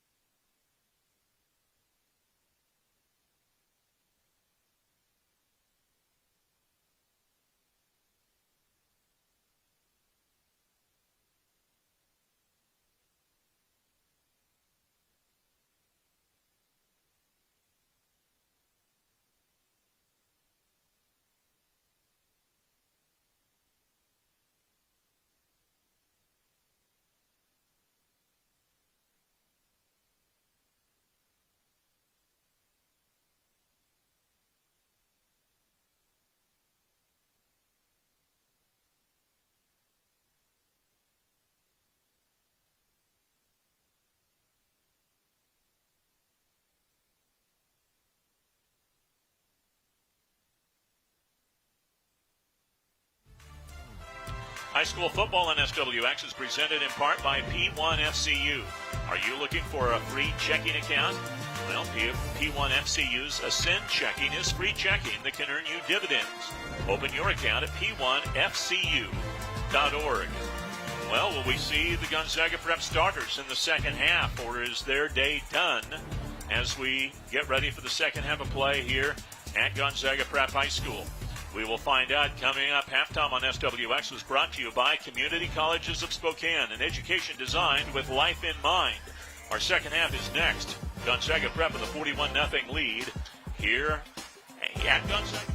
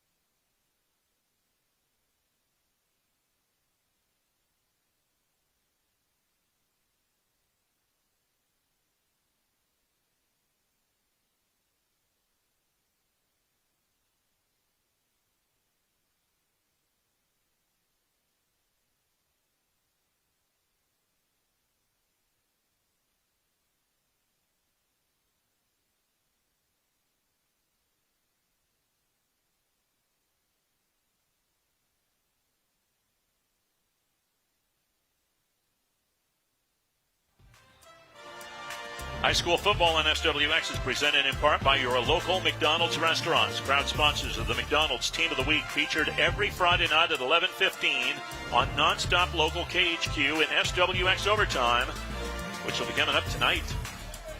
And you will get an eyeball full, I should say, of Gonzaga Prep highlights if you watch SWX Overtime tonight. 6 touchdowns for Prep, 41-0 lead with Grant Hannon, Larry Weir. That was impressive in the first half from Gonzaga Prep. Very impressive. Firing in all cylinders, really doing everything right out there. I think the only concern you have for your Gonzaga Prep coming into the second half is how long do you keep your starters in? Yeah, we will see. I would think the starting defense would play here to begin the second half. And then if you stop Mount Spokane, will your starting offense come out for a drive, or will you turn it right over? Or will there be a combination of starters and backups? Maybe you take Sam Kincaid out, maybe you take Jonah Keller out, but maybe you keep Dawkin in, or whatever it might be. They have 2 fullbacks playing, so maybe you continue to alternate Granger and Agala there. Yeah, I think you keep your starters in for at least one drive on both sides of the ball, solidify things, make your outcome pretty certain, and then just give your backups a run for the money. Again, we have a running clock here in the second half, so incomplete passes, plays that go out of bounds, etc. The clock will continue to run. The only time it will stop will be on penalties, as we see the kickoff there in the second half, and Davidow boots it out the end zone again, which he did more often than not in the first half of play. And so Mount Spokane starts at their own 20 here, and that's been against them this game. They've been behind in the field position game and behind in everything else as it ends up. That's right. What a leg on that kid. That's such an asset to have on your special teams, to just start your defense off in a great position. Seeing the starters back on the field here defensively, or at least a lot of them for Gonzaga Prep. There's a couple of guys that have cycled out defensively, but Pierce is still in there in the secondary. Getahoon's in there, and our scoreboard has gone down. Now it's back. So, as the public addresser announcer said, they have some gremlins up here that are causing some problems. Well, we'll see what you're made of, your Mount Spokane here. Get it out quickly to Rashad Franklin, and he is swallowed up. That's going to be a loss of about 3 yards or thereabouts there, as Gonzaga Prep was all over that play. That fooled nobody. Strocher's really tried to get the ball to Franklin a lot this game. Gonzaga Prep, to their credit, have done a great job of wrapping up and getting a lot of guys to the football. So Rashad Franklin loses a couple. He has had a very good start to his season, but he just haven't been able to get him anywhere with any kind of room to run. He had 177 yards from scrimmage, 17 touches coming into this game, so better than 10 yards per touch. Strocher to throw to the sidelines, and that's going to skip in incomplete, looking for Rock Franklin. And we do have a marker down on the near side as we look at things. That's right, and Rashad plays both ways. I think that's one of the subliminal notes of this game, is that Gonzaga Prep doesn't have a lot of two-way players, and Mount Spokane does, and that can tire you out in a game like this. Holding on the defense. And so they will mark this off. This is not an automatic first down in high school. So on 2nd and 12, it'll bring up a 2nd and 2 situation now. Much more manageable. So the holding penalty will mark the ball up at the 28-yard line. And so 2nd down and 2 here for Mount Spokane. They've just got to remember they're a good football team here. That's right. This is not working out for them tonight so far, but they're a good football team, and let's see how they play here in the second half. I think they need to go back to their identity a little bit, start using that motion, get Prep's defense on their heels, and get them a little confused. Rock Franklin is the motion man. They hand it off on 2nd and 2, and there's not much there. Might have gotten a yard on the play. Williams, the running back, gets run backward by several Bullpups. And so it'll be 3rd down and 1, as he did get a yard there.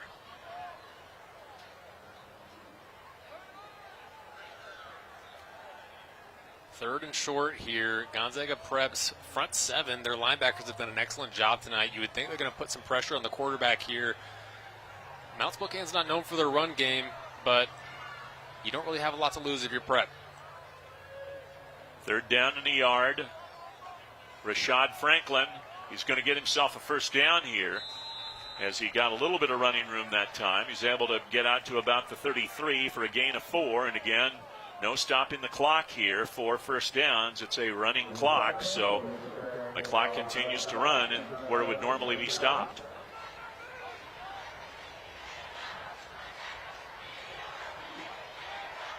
First down at their own 33 now for the Wildcats.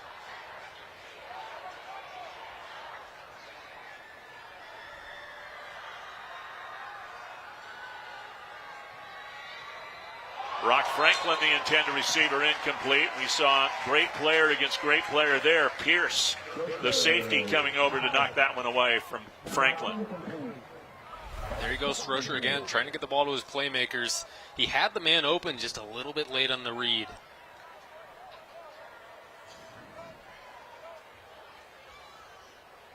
And so it'll be second down and 10. Great job by the defensive back there in recovering.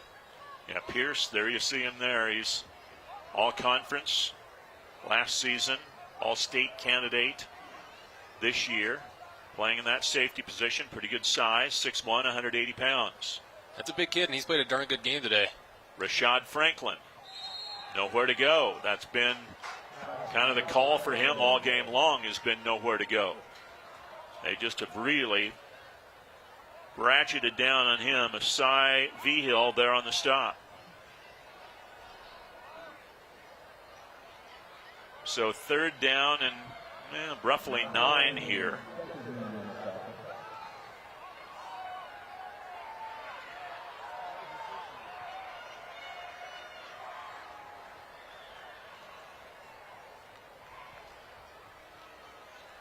Gonzaga Prep playing in cover 4 here.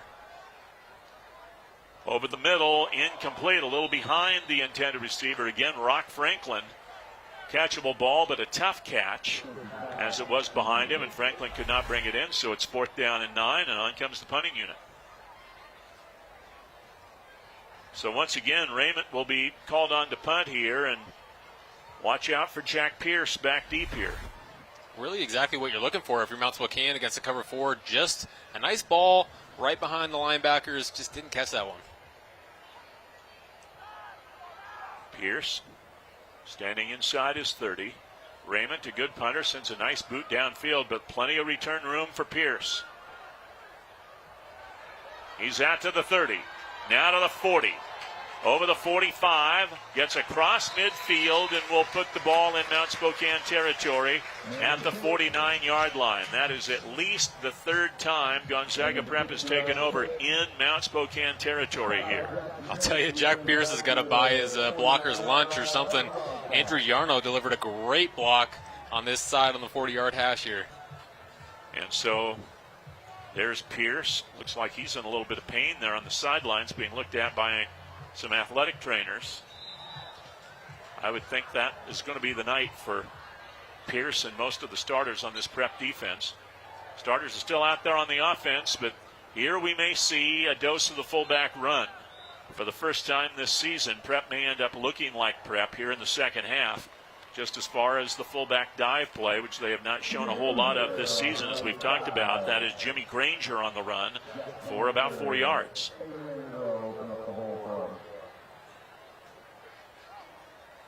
Like you said earlier, Larry, this is a great Mount Spokane team. Just see the nice run there. Gonzaga Prep has done really everything right, but I think one of the most important things to note about their offensive scheme is every play from a defensive perspective looks the same. When they line up in that pistol, they have 2 guys just outside of the tackles, and then they're running back right behind the quarterback. But they have that long mesh that's really hard to read. It's hard to see where the football's at. If they're running a pass, they're running the option to the outside. On the formation level, before the play even begins, they look almost identical. You've got Keller is the wing to the left. Alexander is the wing there to the right. Keller, the motion man, he gets the call. And Mount Spokane doing a better job defending him there on that run. He's going to get forward progress down to about the 33, which will be a gain of around 5 yards.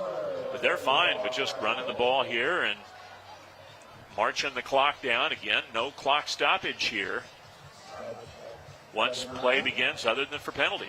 That's right. And I think we'll be able to get a TV timeout after the next change possession, maybe. We'll see. Or the next score. Already 7 minutes gone here in the third quarter. Still 5 on the play clock for Gonzaga Prep as they snap it. And they're going to go up top here. Look out. There's Keller. And there's another touchdown. The fourth through the air for Kincaid in this game. For Keller, his first receiving touchdown. He has a rushing touchdown as well.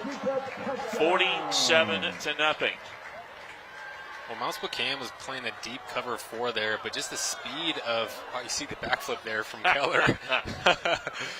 Just speed kills. I mean, it's really hard to keep up with that pace. Not happy with himself that he couldn't execute that flip, but you know, I could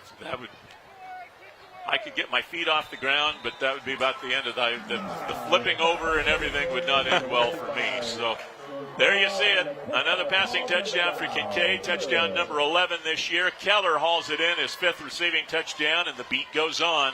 Prep leads 48-0 here in the third.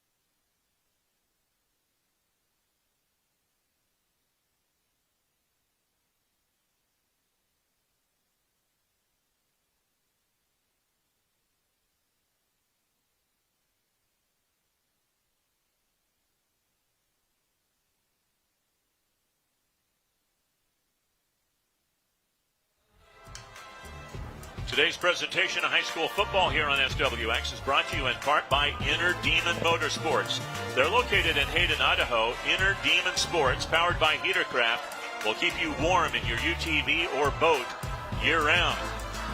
And you're going to be happy if you make that decision here in a couple of months that you get that done. Right now, it's beautiful. You don't need necessarily your Inner Demon, but by golly, we get another month down the road here, and you're going to want to have something that keeps you a little warmer when you're in the outdoors. That's right. Beautiful night for football tonight, though.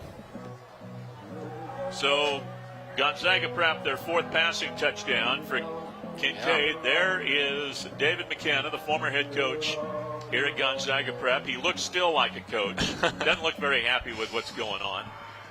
Even though his team's ahead 48-0. That's right. That's just a coach. I mean, they always see something that could be done better. That's the sign of a good coach right there, but I'm pretty sure he's happy with who took the reins with a 48-0 shutout right now. And Nate Graham, I mean, that's a football coaching family. His brother John is the head coach at Cheney, their father, a longtime head coach at Reardon High School, and that's a football family right there. And Coach Graham is pleased. You see the grin. And I'm sure he's going to be very pleased to allow some of his second and third teamers a chance to get out onto the field, and that's what's happening here. That's right. And for Mount Spokane, they have some of their backups getting some playing time as well. You can see number 40, that's Brock Gustafson in the backfield. And this is Rashad Franklin, his best run of the game. He's going to get first down yardage as he takes it up to about the 32-yard line here. I think you're exactly right, Larry. If you're Prep, what you don't want to happen, your worst-case scenario, is one of your star players or one of your starters gets injured. And really, you want to give some of your younger guys some experience on the varsity level, add to your depth, and, hopefully with a big senior team, next year you'll be all the better. Gustafson takes it out near the 40-yard line. Another good first down play here. A gain of about 8 yards there for Mount Spokane. Yeah, here for both these teams, you don't know when. This is football. Things happen. You don't know when you may have a backup that's needed to enter the starting lineup. So this is a good experience for all these young men to get out there, and especially against a good team like Mount Spokane here for Gonzaga Prep. Nearly intercepted as the ball went through two receivers there. Rashad Franklin and Quentin Gray end up in the same spot, basically, and so there were 3 or 4 defenders there, but nobody followed the ball off the deflection. I think a silver lining from this game is Strocher has really got an adept sense of his pocket presence. He knows when to scramble. He knows when to step up and make a pass. I'd like to see him be on the run a little bit more during this game and use that part of his game. He's got good legs. He's a big, tall body, and I think sometimes that just makes the game a little easier for you, just getting outside of the trenches. 6'5", 170 pounds, only a junior, so the next year he'll probably be 190, 195 pounds. And then that'll be a whole nother situation for defenses in the GSL to have to deal with. A guy that's closer to 200 pounds and now can probably run it as well as he can throw it. Plus his arm will be a little stronger and everything's going to be a little stronger. Yeah, that's right. I think you have to learn from this experience and see what you're good at and really just take a look at your weaknesses. I mean, some of them are exposed tonight, but you just got to move forward. Well, they have a lot more football to play. This is a very good team. They're going to get into the 3A playoffs this year. Here's a throw right in line, and that's at least the second drop, if not more than that. Rock Franklin on that one maybe wanted to run with it before he caught it. Right, really for both teams, Larry, you have to ask yourself, where do we go from here? For Mount Spokane, okay, do we let this derail our confidence, derail our season, or do we bounce back next week and really hammer our opponent? And for Gonzaga Prep, they always tell you want to peak for the end of the season, peak for November for playoff football. But like we said earlier, this is only their third game, and they already look pretty tight on all aspects of their field. So how good can you get, I think, is what you're asking yourself. If they improve from where they're at now, they're state champion contenders. I mean, serious state champion. They may be the favorites. I think there's no doubt. Throw to the outside. Careful, Rock Franklin, I believe. Yeah. Or was that Rashad? I think it was Rock. So Rock Franklin with the catch there down to the 40-yard line. That's a big body, and 55, Grayson Petrogallo running out there for the screen pass. Carefully didn't get a block in the back, but great job by Franklin getting upfield. And you see his brother, number 1, Rashad Franklin, right there helping to clear the way for him. Here's Rashad running, winds it back to the left, and takes it down close to first down yardage. He will be stopped a yard short with a pickup of 9 on the play. Best drive for Mount Spokane in this game. Now, if they get down into the red zone, will the defensive staff here and Coach Nate Graham decide to put the starters back in to preserve a shutout? That's right. I think you got to wonder with the dynamic duo in Franklin if just the pressure that they put themselves coming into this game, with that being off, of course, at 48-0, you see a little bit more of what they're accustomed to from their offense. Second down in a yard. They're going to go for it. Oh, good coverage that time. Safety coming over and put a hit on Rock Franklin there. Nice job by Ross Parker, a sophomore, number 14, 5'10", 165 pounds, to play that ball. And Franklin's a little bit shaken up here. Yeah, that's an incredible play coming from the opposite side of the field. He had him beat. Pretty good ball, all things considered, just better defense. Bodie Hull, the corner there, a junior. But Franklin took one in the ribs, and he lost some wind there, and he'll be attended to by the athletic trainers here. And it'll be third down and a yard now for Mount Spokane. With the injury, they stopped the clock. Now the clock running again. I don't think Mount Spokane's going to get this playoff before the end of the quarter. Nope, they will. And a good job to get in there and stop the running back, Gustafson. And that's going to be a loss of yards on the play. And that was Jimmy DeRay a 205-pounder that broke in there and made the play. And so when we come back to start the fourth quarter of play, it'll be 4th and 4 for Mount Spokane. All Gonzaga Prep here after 3 on SWX.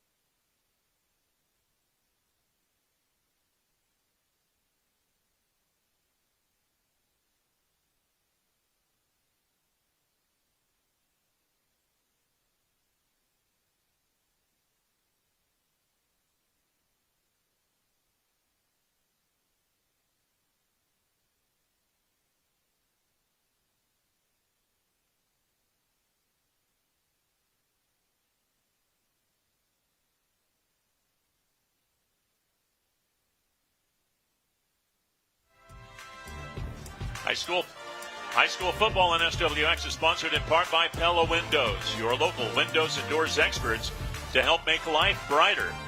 And by Dr. C, Family Dentistry, complete care for every smile at every stage. With Grant Hannon, Larry Ware, Gonzaga Prep High School. This field was opened 20 years ago this week. And they are celebrating that 20th anniversary with the dismantling of one of the best 3A teams in the state here of Mount Spokane. All Bullpups here. And for Mount Spokane, 4th and 4 as they try to get on the board here and wipe out the goose egg. A good play here. That is Ethan Williams. That is their longest run of the game. It gets them down to the 20-yard line, and for the first time, they're in the red zone. And this is really what Mount Spokane likes to do. Just a great cut and a great block up there up the side of the field. They need to get back to their identity a little bit. A little screen here. Gustafson. First down inside the 10. Stops short of the end zone. He gets to the 1, maybe the 2-yard line here. And it'll be first down goal to go for the Wildcats. Very nice. You know, Larry, I've been waiting for them to utilize this screen all game with the amount of blitzes that Gonzaga Prep has ran. And so first down goal to go here for the Wildcats from the 2-yard line. So now Strocher under center with Rashad Franklin as the running back. Tight end in motion. Rashad Franklin, he will drive it in for a touchdown, and the goose egg is off the board for Mount Spokane. So the first touchdown of the game for the Wildcats, it comes from Rashad Franklin, the sophomore. His second rushing touchdown of the year, and it's 48-6. For just a sophomore at 5'8", 150, Rashad has played a great game tonight. So now the point after try here. As Kyle Raymond will kick this. Raymond, 9 out of 11 this year in point after tries.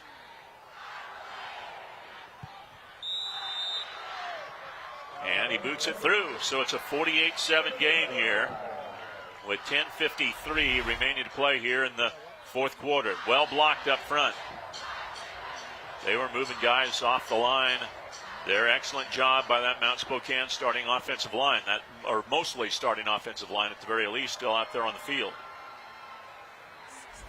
So they're able to go down, get the score that makes this a 48-7 contest here in the fourth quarter of play. Tonight's coverage of high school football on SWX is being brought to you in part by Northern Quest Resort and Casino.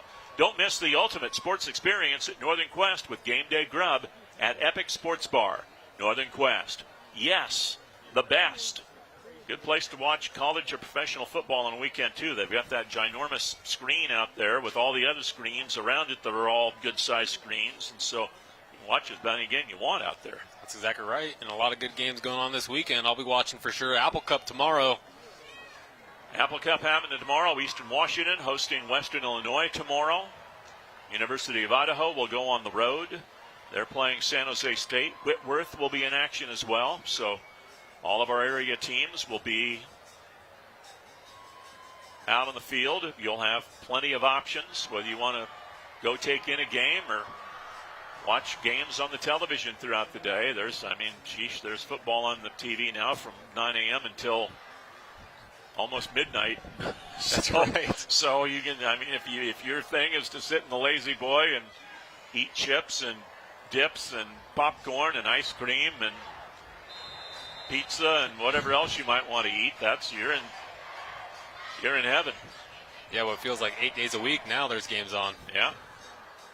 And once we get into into next month and conference play starts, there almost will be games on every night because that's when the Mid-American Conference starts playing every night of the week, except on the weekend. Here's a muffed kickoff, but it'll be picked up by Prep, and they're going to be stopped inside their 15-yard line. So this is the first real mistake made on special teams by Gonzaga Prep in this game. As there's Rashad Franklin a little shaken up. There you see the missed kick. But nobody panicked there for Gonzaga Prep. When you have young guys running around there, it's easy for a guy to say, oh, I got to go get this, and lose his cool. Nobody did there, and they got the ball, and Prep will take over at their 14 as you see number 1, Rashad Franklin, in some pain there on the sidelines. You know, I wouldn't be surprised with that new kickoff rule with the touchback only at the 20. You would see a lot more pooch kicks going on in the GSL or high school football in general. New players in for Gonzaga Prep. As in at quarterback now is Parker Gilbertson, a sophomore. And running that time was Holden Dykus. And he gets about a 5-yard gain there on first down. So Gilbertson in at quarterback.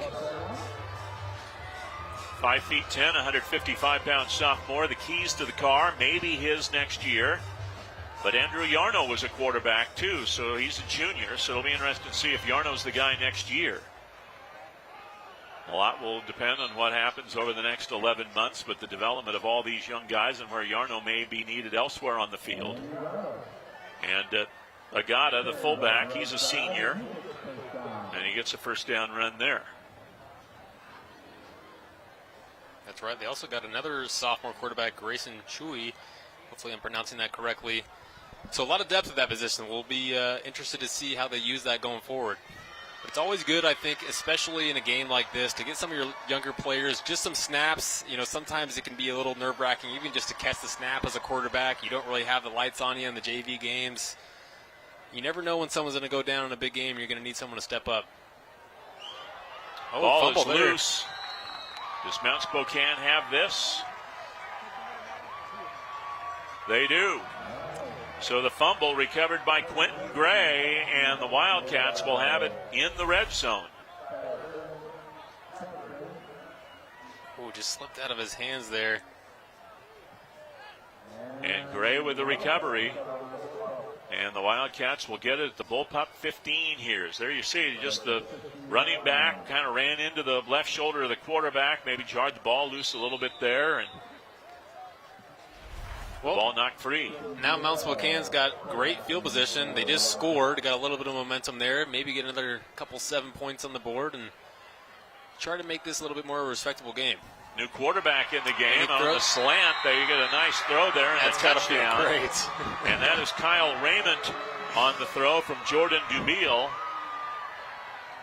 And back-to-back touchdowns here by Mount Spokane with 7:47 left in the contest. That's right. Great throw really on the slant there from the backup QB. That's got to feel good coming in first varsity play. Maybe it's not, but first varsity play today, and delivers a strike and gets a touchdown for it. Yeah, Dubiel has played, but that's his first touchdown pass this season. And Raymond with his first touchdown catch this season. Maybe his first catch, period. And Raymond now will try for all, or no, he's out. He's the starting kicker, but they have the backup kicker in Andrew Thomas now. And he cannot get this point after good. So it's now a 48-13 ball game. I was going to say Raymond may score all 7 points here in this possession. As here you see the pass, well thrown that time. And Raymond, a senior receiver, taking that pass from a sophomore. Really great ball right between the numbers. And so Raymond, the senior, on the touchdown pass from the sophomore, and it's a 48-13 game. Well, we thought we had a big one tonight. We do have a big one next week because it is one of the biggest rivalry games of the year in the GSL. It's the Battle of the Bell, Meade against Mount Spokane. How does Mount Spokane bounce back after this? And what a 2-week span they have, having to play Prep this week and then Meade next week, two of the best teams in the GSL. Coverage starts at 7 o'clock next Friday.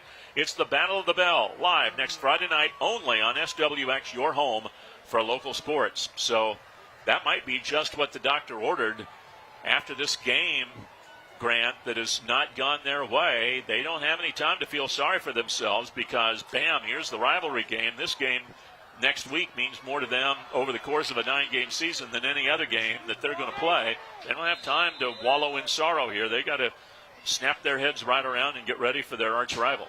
Yeah, they're not at a loss for inspiration, that's for sure. You definitely want to come back and bounce back as quickly as possible after a game like this. Unfortunately, they have a tough opponent next week, but that is the game of football. Another pooch kick for them.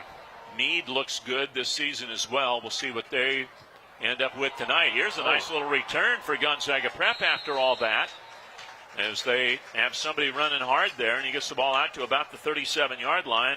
That's Vigil. Esai Vigil doing a nice job there. Always interesting to see that second line on the return team get an opportunity to return the ball. You never really know quite what they're going to do with it. Usually they're just blockers.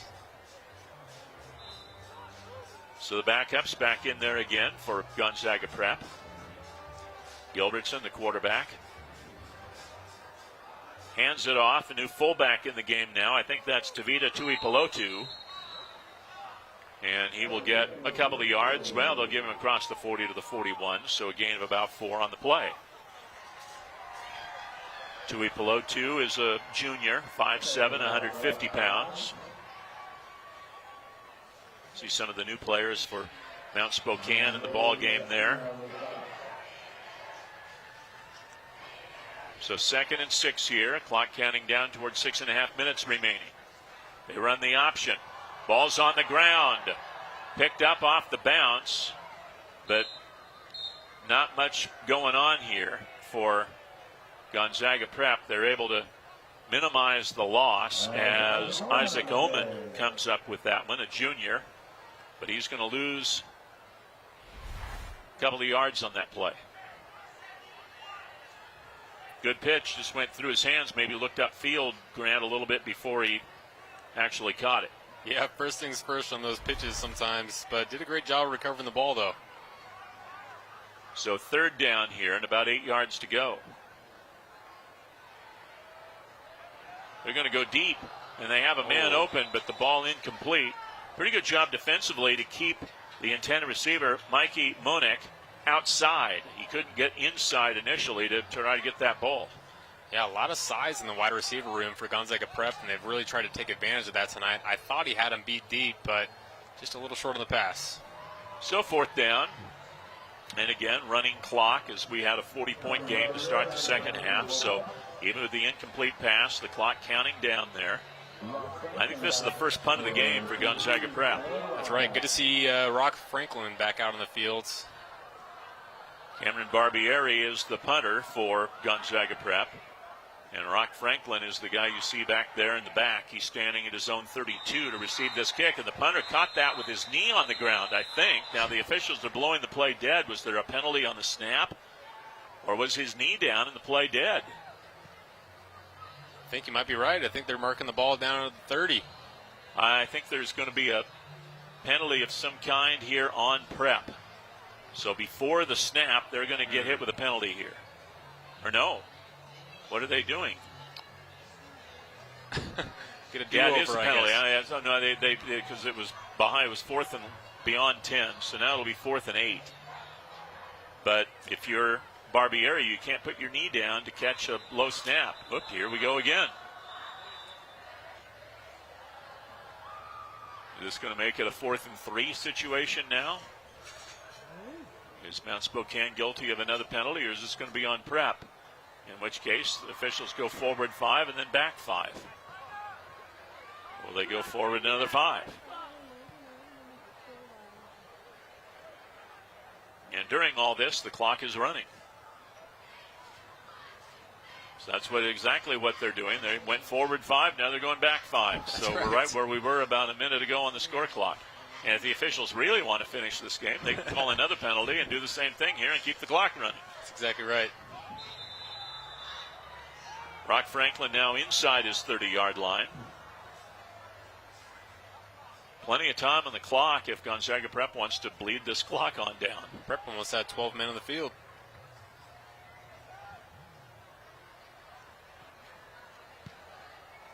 High, short, end-over-end kick downfield. That's going to bounce out of bounds. Inside the 45-yard line, it looks like. So Mount Spokane gets the ball back. We have 3:16 remaining. All Gonzaga Prep tonight, 48-13 here on SWX.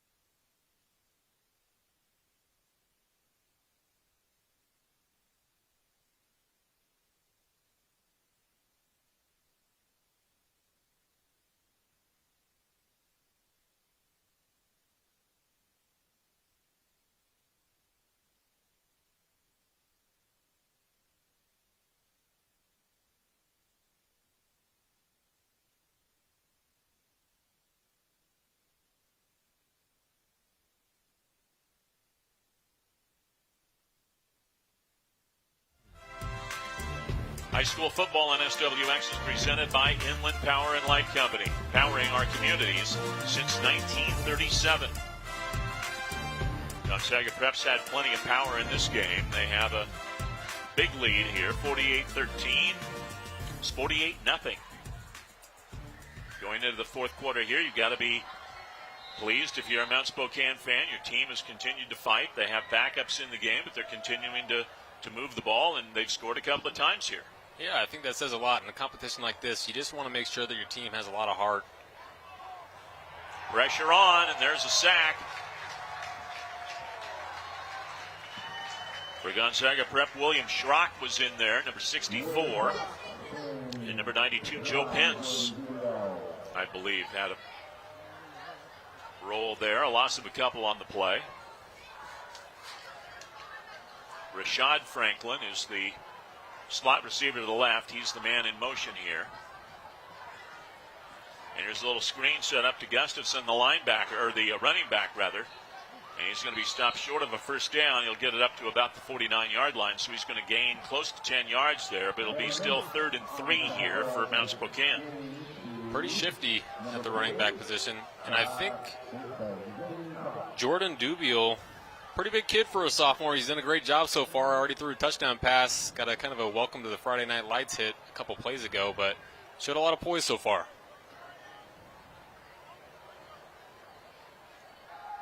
Third down and short. Another great pass. His back foot in the ground and throws a nice little pass there, and that's going to be to Andrew Thomas for a big gain and a first down, close to, well, a little over 15 yards. Would have liked to see some of this a couple quarters ago. Just planted that back foot, let her rip there. The exact same play he actually scored the touchdown on, just on the opposite side, and another great ball. So first down and 10 now from the 34. Breaking free and taking it to the end zone for a touchdown. That is Quentin Gray. I thought he was going to get pushed out of bounds there, but Gray showed great speed. Great speed, great blocking. A little life over here on the Mount Spokane sideline. So they've regained a little confidence here in the fourth quarter of play. Yes, Gray takes that one in from better than 30 yards. Yeah, with both senior-heavy teams, you got to think that the Mount Spokane underclassmen has got Prep's number going into next year. They're going to remember this one. And, of course, the game will be at Union Stadium next year. Here's Thomas for the PAT. He's able to boot that one through. And so it's 48-20 now with a minute 25 as you look at the play. Just good speed down the sidelines. Prep had a chance or two to get him, but nobody had the right angle. And Quentin Gray, a junior, 5'11", 175 pounds, takes it down the sidelines for the score. And so it's now a 48-20 game here. Well, tune into SWX tomorrow afternoon, late afternoon, for a big college football matchup. It's the home opener for the Eastern Washington Eagles. 3 tough road games to start the season. They welcome the Western Illinois Leathernecks to the red turf of Roos Field, and the purple and gold of the Leathernecks will clash with the red turf there on Roos Field. Kickoff set for 4 o'clock. It's the Eagles and the Leathernecks, first time ever in Cheney, second time ever in the matchup between the two universities. It's live tomorrow at 4 only on SWX, your home for local sports. See what happens that game tomorrow. Last non-conference game for Eastern Washington. They start Big Sky play with a big test a week from tomorrow at Montana State. Montana State, one of the top 5 teams nationally in FCS football, had a tough loss to Oregon to begin their season. They lost a heartbreaker to home to second-ranked South Dakota State. But they believe they've righted the ship as conference play begins next week in the Big Sky. And I believe that game will also be on SWX.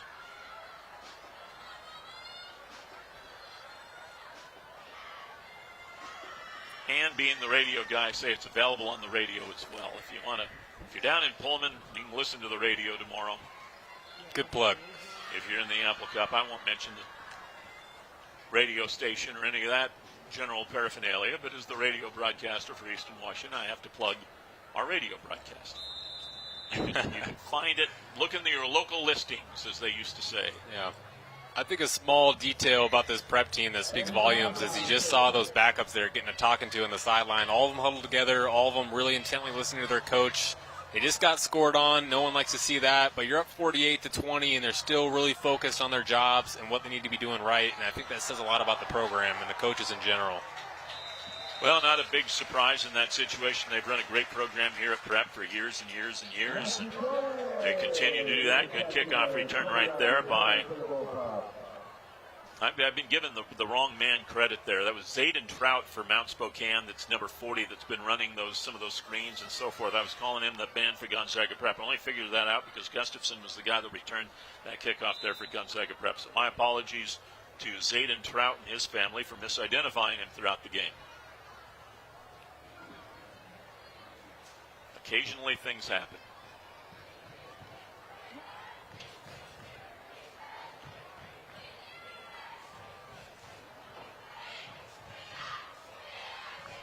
Good job here just to keep the pile moving.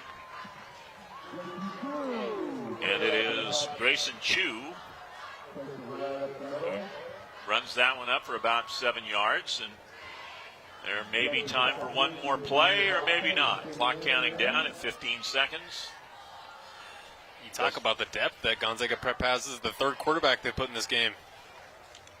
And that's going to be that. What a performance tonight for Gonzaga Prep. They improved to 3-0 on the season. For Mount Spokane, they fall to 2-1. They've got a big fish to fry next week as the Meade Panthers will be their opponent up at Union Stadium. Just a great job by Gonzaga Prep in this game. They got things rolling in their favor, and they never let off the gas, Grant. No, they didn't. They really did everything right. I mean, their game plan was executed perfectly, unfortunately, for Mount Spokane, but they showed a lot of heart, especially at the end there. All right, time for tonight's player of the game, or players of the games. It's going to be this evening, presented by Findlay Toyota on 3rd Street. If you're looking to score the best deals on your favorite Toyotas, come to Findlay. That is Isaiah Dockin, a couple of touchdowns receiving in this game. He's one of the guys. He was outstanding tonight receiving the football for this team. He really did a great job tonight. Anytime you can have that good of a performance, you're going to be up there for player of the game. 6'5", big body, but really a great route runner, though. I was really impressed with what he put on the board tonight. There you saw one touchdown. Here you see another one right here. Actually not a touchdown in this play. Gets run down and ended up fumbling, but out of bounds. But Dockin, a big game here in this one with a couple of touchdowns. And then Pierce from the safety position and as a punt returner in this team, giving his team tremendous field position. There he is, number 5. He had 4 big punt returns here. Made some big plays defensively as well. He did it special teams and on defense for this Bullpup team. Yeah, he really set the tone for the game just right out of the gate with a couple really big returns, set their offense up in great field position, and like you said, had not too bad of a game on defense as well. All right, so Gonzaga Prep gets the win. The second-ranked team of the state improves to 3-0 on the season. They'll have a big matchup later this season coming up against the Meade Panthers. Next Friday night here on SWX, it's the Battle of the Bell, Meade against Mount Spokane. Tomorrow here on SWX at 4 o'clock, college football as Eastern Washington takes on Western Illinois. We hope you join us for both of those games. Right here as Nate Graham talks to his team out on the field after getting a convincing win here this evening on their home field. Well, we want to thank you for listening and watching here this evening. For our entire SWX crew and Grant Hannon, I'm Larry Ware saying good night from Gonzaga Prep High School. Gonzaga Prep gets the win this evening between 2 top 10 teams with a dominant 48-20 win over Mount Spokane.